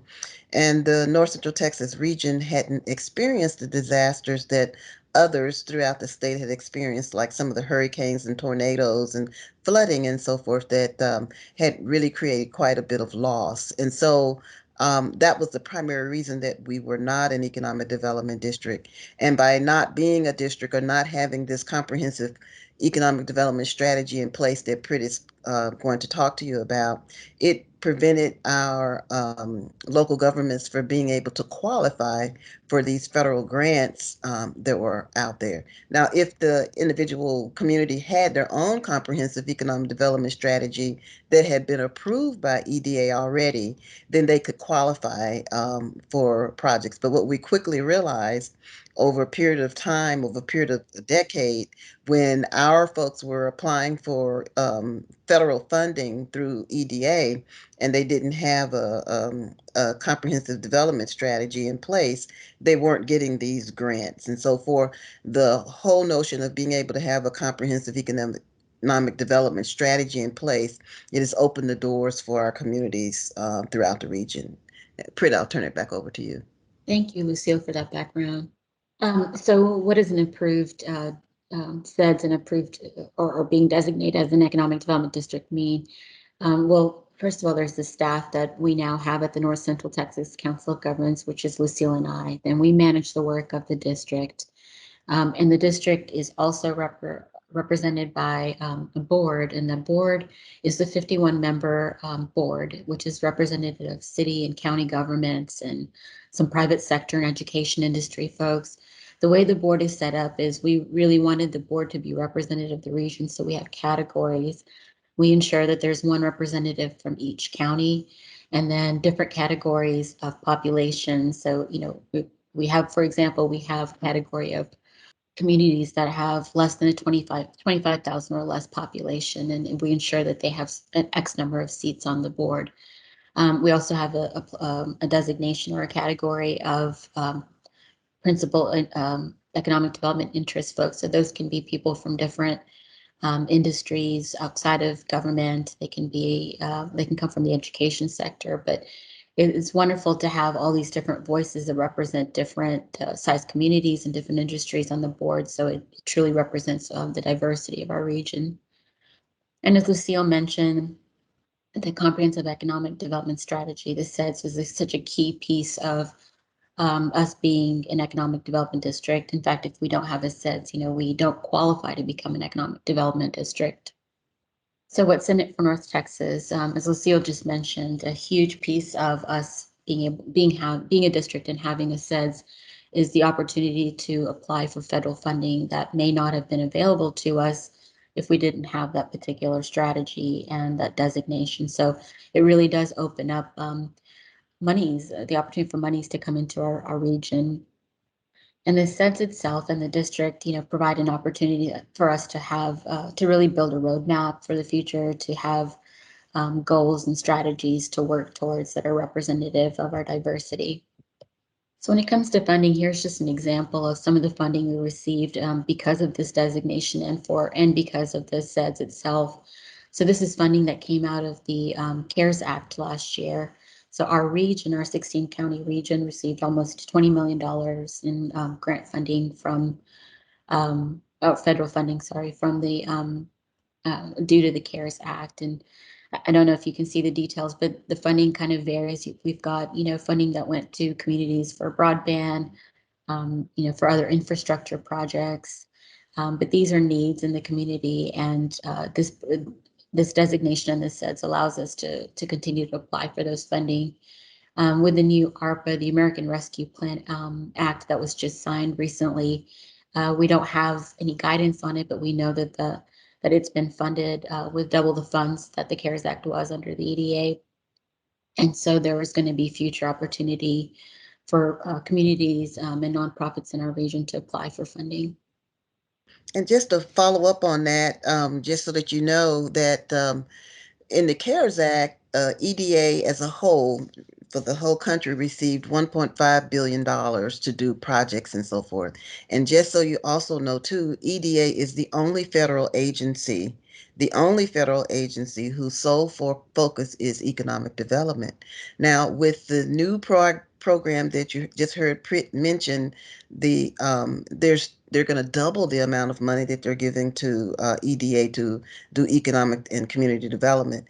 $3 billion is what they are receiving out of that program. And once they announce it, we want you guys to be ready to look for opportunities to apply for funding.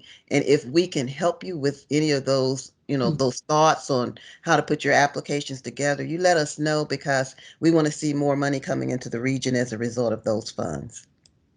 Thank you, Lucille. So I'm going to speak about the SEDS, our Comprehensive Economic Development Strategy. As I mentioned earlier, the SEDS, the Comprehensive Economic Development Strategy, really provides us an opportunity to address needs and to work towards needs as far as infrastructure, workforce demands, quality of life, all these different components that provide a healthy economic development community for our region. And so it is vital that we have one. And as I noted earlier, the SEDS was approved in 2016, and it is required to update the document every 5 years. So we are currently in that updating space. We have just kicked off some meetings to start work on the SEDS. And as we've mentioned a few times, having the SEDS does allow us an opportunity to apply for federal funding through the EDA, but through their public works and economic adjustment assistance programs. And I've listed some of the projects that can get funded underneath that program.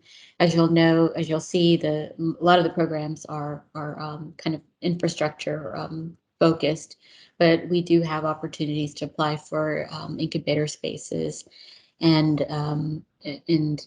a focus on telecommunications and broadband infrastructure, which has become a vital lifeline in this last year. And we know the demand is going to continue to increase. And so, again, applying for this funding and what future funding may be coming, we know there's so many communities throughout our 16 county region where that broadband infrastructure is highly needed, that we have a gap in digital inclusion.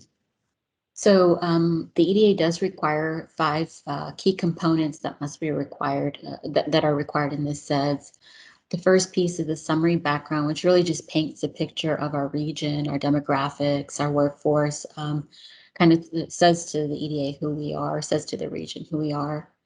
The second piece is doing a SWOT analysis, strengths, weakness, opportunities, and threats analysis, in-depth analysis of our entire region and our very diverse region. Third piece is really our action plan. It really sets the goals and objectives, what we want to accomplish as we move forward. And the fourth piece, which is the evaluation framework, is a way to measure those goals and objectives to ensure that we are working towards what we have said that we'd like to work towards. And the fifth piece, which has become quite vital in this last year and a huge spotlight on it, is economic resiliency. That as we're writing the SEDS, that we're ensuring that we're looking at the ability to be resilient no matter how we're impacted, be it a tornado or be it this pandemic we've all been experiencing over the last year. So as I mentioned, part of the SEDS component, one of the key components of the SEDS is identifying goals. So we have six goals that are identified in our SEDS. The first goal is to really have a competitive workforce throughout the region. That includes, not just higher education jobs, but trade jobs and jobs that include certifications. We want to make sure that we are providing the right pieces to ensure that that workforce is ready for all the jobs that exist and all the new jobs that may be coming as we evolve, particularly in reference to technology. The second goal is to really be competitive. We've seen so many companies move into the state of Texas, and we want to ensure that we're able to compete within our region, within our state, within the country, and try to be competitive. And the third goal, it really talks to the small business entrepreneur community. We know that most businesses are small businesses, and we want to ensure we have the pieces in place to help them succeed, to help them get established within the region, to really support them in any way that we can so that they continue to grow here in North Texas. The fourth goal really focuses on infrastructure. We know that, all businesses, all citizens, everyone, we need transportation to get around to our jobs, just to get around to our communities. We know we need infrastructure to be able to do business in so many ways. And so the fourth goal really focuses on having a strong infrastructure within the 16-county region. And goal number 5 is focuses on quality of life. We have all the hard things like infrastructure, but we know that folks want a good work-life balance and that they want parks and trails and a good quality air and all of those pieces that make life enjoyable. And so that is also a key component of our SEDS. And the last piece really talks to economic resiliency and economic emergency management and its work with economic development. We really, again, want to focus on how do we remain resilient no matter how we're impacted so that all of these other goals we're able to work towards all of these other 5 goals that are listed. So the SEDS update, we are currently updating the SEDS. Because of the diversity of our region, what we have done is divided, and this was done when the original SEDS was written, but the region has been divided into 5 geographic clusters and then a 6th cluster, which is an education and university cluster. So in breaking up the region into clusters, we will be meeting, and we've already met with some of the clusters individually. What that allows us to do and provides an opportunity for those cluster members to do is to really have a conversation that's specific to their area. Because we know that, for example, Erath, Hood, and Somerville counties have different needs than, say, Dallas or Tarrant County, which are fairly, pretty much urban. And so we want to be able to have conversations about the SEDS update and the future and the goals and strategies with each of those clusters individually as we move forward. So what these clusters are doing as we meet with them is we have had kickoff meetings, and then really what their goal or what the objective of the clusters are is to do a SWOT analysis of their area of the region, a good, strong strengths, weakness, opportunities, and threats analysis. Because this is an update to the SEDS, we do have a starting point of what was identified 5 years ago, but we also know within these 5 years, so much has changed. We've grown quite a bit. Even a lot of the rural areas have grown quite a bit. And so those cluster meetings will really focus on doing that analysis so that we can use the data and the information they provide to us to really set those goals for the future or to make adjustments to the goals that we currently have. The other piece is they'll be doing a cluster industry ranking so that we know what industries are the top industries within those clusters and then within the whole region itself. And I know I've mentioned resiliency quite a few times, but I say that because we've all been impacted in so many ways, in every way, actually, in this last year. And so as we're meeting with these cluster committees, we've really asked them to keep the lens of resiliency in front of them as they do the SWOT. And that's the ability to recover from any kind of interruption or disaster or shock, to withstand it so that, where the impact is less. And to really be able to bounce back from that interruption in a good way, in a positive way. And though it's challenging in so many ways, we also know it's an opportunity to become a stronger community and a stronger region. And one other thing I just wanted to mention in with what Prit is talking to you about, we're required to update the SEDS every 5 years. And when we do update it, those goals that she pointed out earlier, those 6 goals, they're very broad, and we depend on you guys to tell us what those goals look like and should be. And so they're just a guide to, for the region to follow and to utilize as they're going about looking at economic development opportunities in the areas. Mm-hmm. Thank you, Lucille. So what this updated SEDS will allow us to do is to maintain our economic development district designation and to continue applying for federal grants. And as Lucille just mentioned, to provide, to have this, broad guidance for the region. One thing we've definitely learned is our rural communities really, the SEDS and our ability to help them for grant funding has become vital. As we know, a lot of the rural areas don't have as much staffing, and so we are here to help you. And not just the rural areas, for all communities, but we have definitely noticed that a lot of the rural communities, their staffing is lower, and so we're here to help and assist in any way we can. I know I'm not sure who all is on the line today or at this meeting, but we would certainly love if any of you are interested in joining our SEDS update committees, our cluster committees, or just the SEDS committee. Our contact information is here, and we would certainly love to hear from you. The more voices we have at the table with different backgrounds, with various backgrounds, allows for the SIDS to be stronger and representative of all industries of the region. And you don't have to be part of a government agency to be included in this conversation. So with that, I'll take any questions.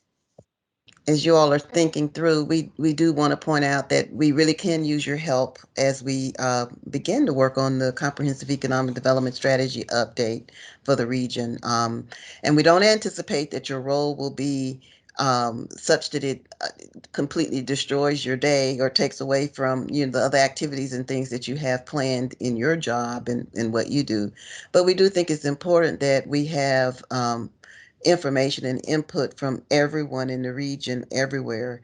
When we did the first SEDS, we had about just over 150 people who worked on that document. It's important that we could have that many or more to work on this document, just to give us the input of what's going on in your area. We want to be able to help nonprofits, and we want to be able to help our businesses. We want to be able to help our local governments recover from what has happened as a result of the pandemic, and then just to grow from an economic development standpoint in general. Mm-hmm. And we're happy to meet with, if anybody wants to meet offline after this event, we're happy to meet with you or set up a call. If you have any questions or further questions, or you would just like to know more about the work we're doing. And the document, once it's done, it will be out there for, we will have some public hearings and some opportunities for public input so that we make sure that we have gotten everybody's buy-in and information into this document. So anything that we can do to encourage you to participate in the rewrite or the update of the SEDS, we would certainly appreciate that. I just provided a link to the SEDS, which is on our North Central Texas Council Government website. Olivia, we've probably been giving you quite a bit of your time back. Well, thank you. And this is really valuable information for our communities to know about, and a great opportunity for them to get involved with these strategies that will affect them and help them get resources in the future. So I appreciate you guys letting us know about all this stuff. Yeah, our pleasure. So next, I will wrap up today's event. Let me share my screen now. Okay. So before I get into what is NCTCOG, which we've already heard a little bit about, just what I'm going to talk about right now is, and we just had some more information in the chat from Tamara. So wrapping up, I just want to talk about NCTCOG's Public Works program and specifically our involvement with the Community Development Block Grant, and then also more details about the Texas Community Development Block Grant so that you have more information about that funding opportunity available to you so that you can build resiliency through community development. So to get started, what is NCTCOG? We are a voluntary association of, by, and for local governments, established in 1966 to help them plan for common needs, strengthen their individual and collective power, recognize regional opportunities, resolve regional problems, and make joint decisions and cooperate for mutual benefits. We have over 230 member governments, including cities, counties, school districts, and special districts. And this map shows all the COG regions that were located, of course, in the North Central Texas area. Our region has 16 counties with Tarrant and Dallas County in the middle. I know we just kind of reviewed some of that with Lucille and Pred. So the Regional Public Works Program has the Public Works Council as a governing body that leads that program initiatives. The Public Works Council provides continuing advice regarding the Public Works construction standards, as well as on issues like managing the right-of-way, comprehensive and consistent stormwater management through I.S.W.M. and regional pavement design guidance, as well as identified subregion issues. The Public Works Council is made up of representatives from across the region. We have standing seats, subregion seats, and a few private sector seats, so we get very inclusive representation on our council. And this presentation will be provided to you, so all of these links on the slides you will have access to. So one of the subcommittees under the Public Works Council is a Sustainable Public Rights-of-Way Subcommittee, or SPROW. This provides support and technical advice to NCTCOG's Public Works Council on sustainability issues associated with public works infrastructure. SPROW is currently creating a best management practices guidebook for our region.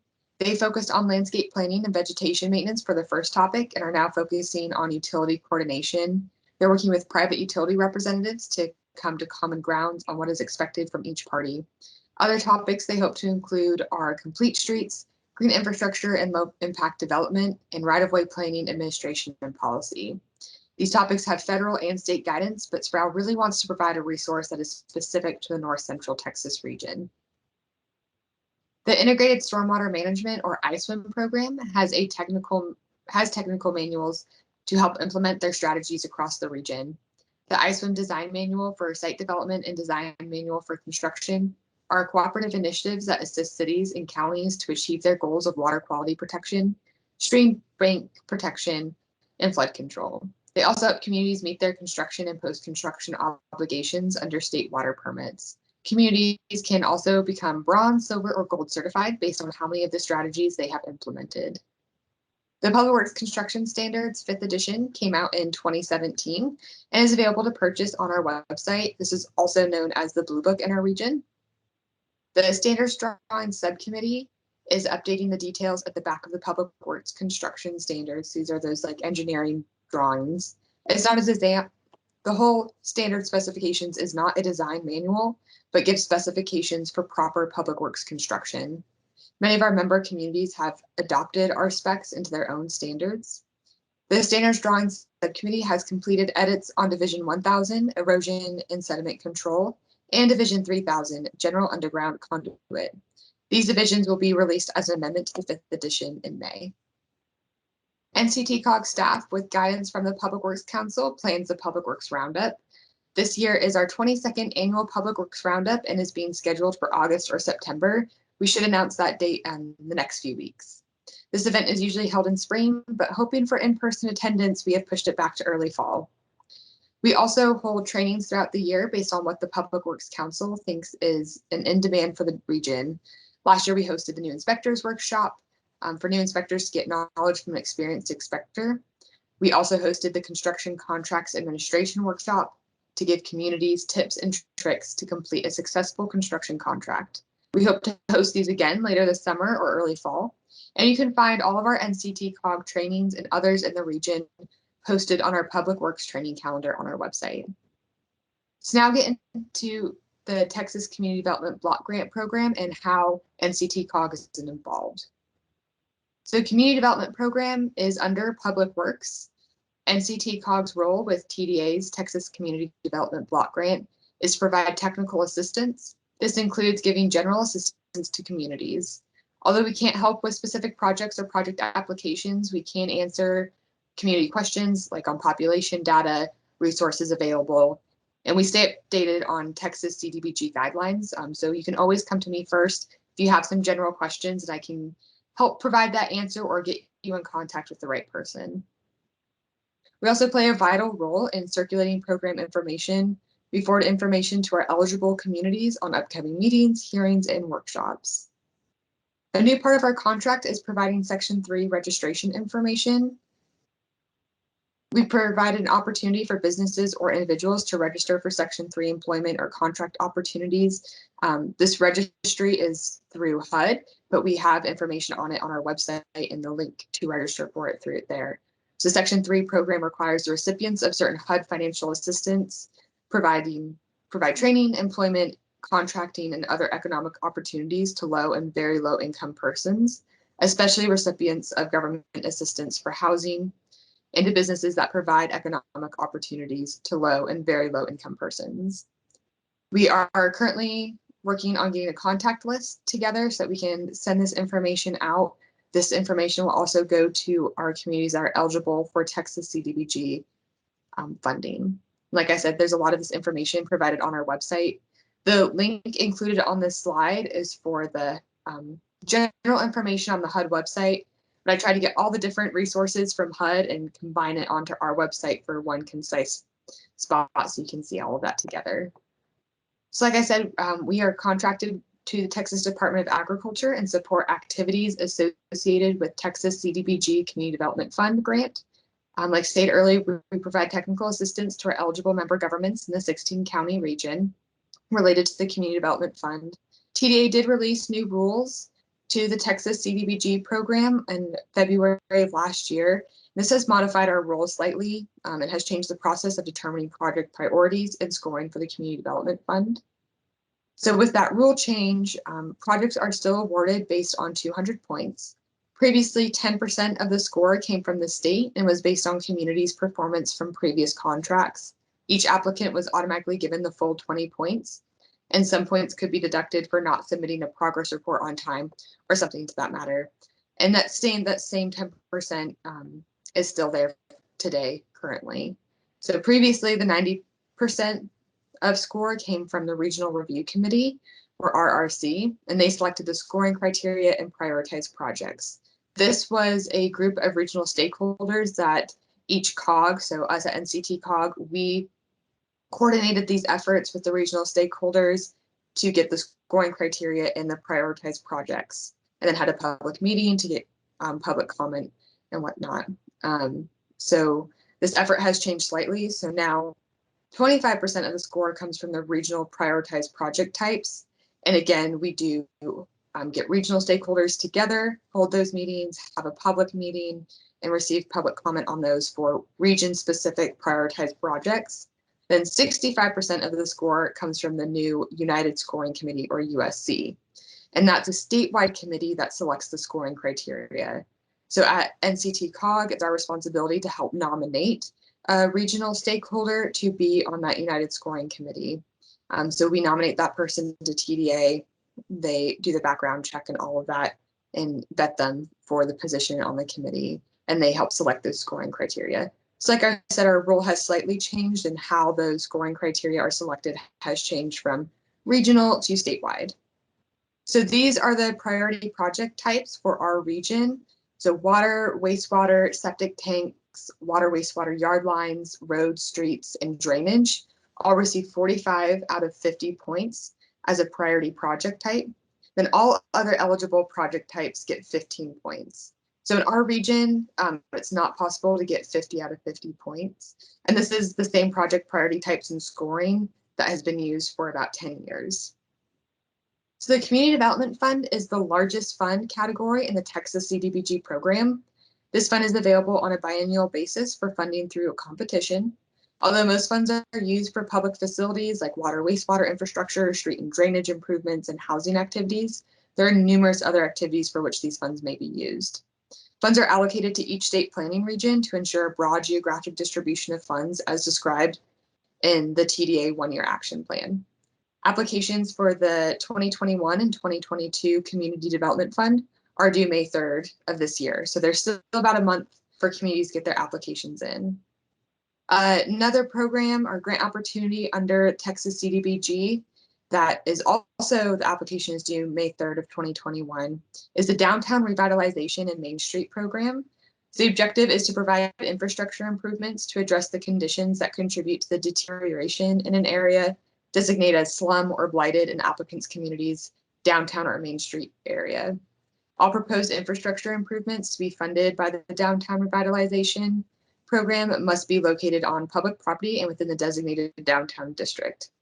Typically, a downtown district will meet 2 or more of the criteria listed. This includes like the city's historic area of commerce, area around the courthouse or city square, or other of those criteria. So eligible Main Street revitalization applicants must be incorporated municipalities with a designation as an official Texas Historical Commission Main Street city prior to applying. So I included on the slide a link to become a Main Street city. So hopefully, like I said, you have about a month. If you're not already, you can become a Main Street city and then apply for this application. Another grant opportunity through the Texas CDBG program. Although these applications are closed, I just wanted to let everybody know about it for future reference, something to keep in mind. The Fire Ambulance Service Truck or FAST Fund provides funds eligible for vehicles to provide emergency response and special services to rural communities. This funding is based on poverty rate, previous funding, and past performance. This application was due September 1st of 2020, so I'd expect it to be due early fall of 2022.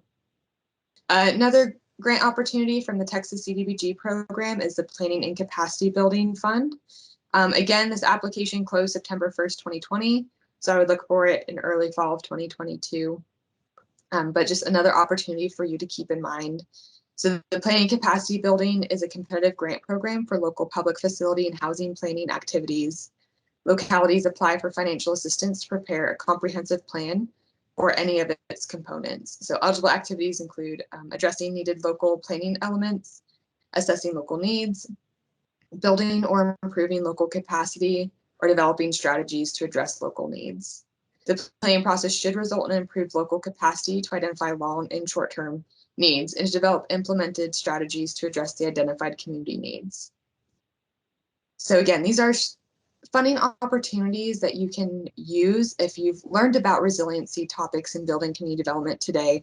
Hopefully you're thinking about some of these long and short-term needs in your community, and you can use these grants available to successfully implement that in your community.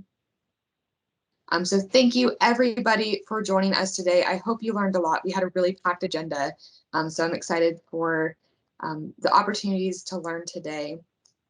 And with that, I will end our meeting, but feel free to contact me if you have any questions for any of our presenters, and I can get you in contact with them. Thank you.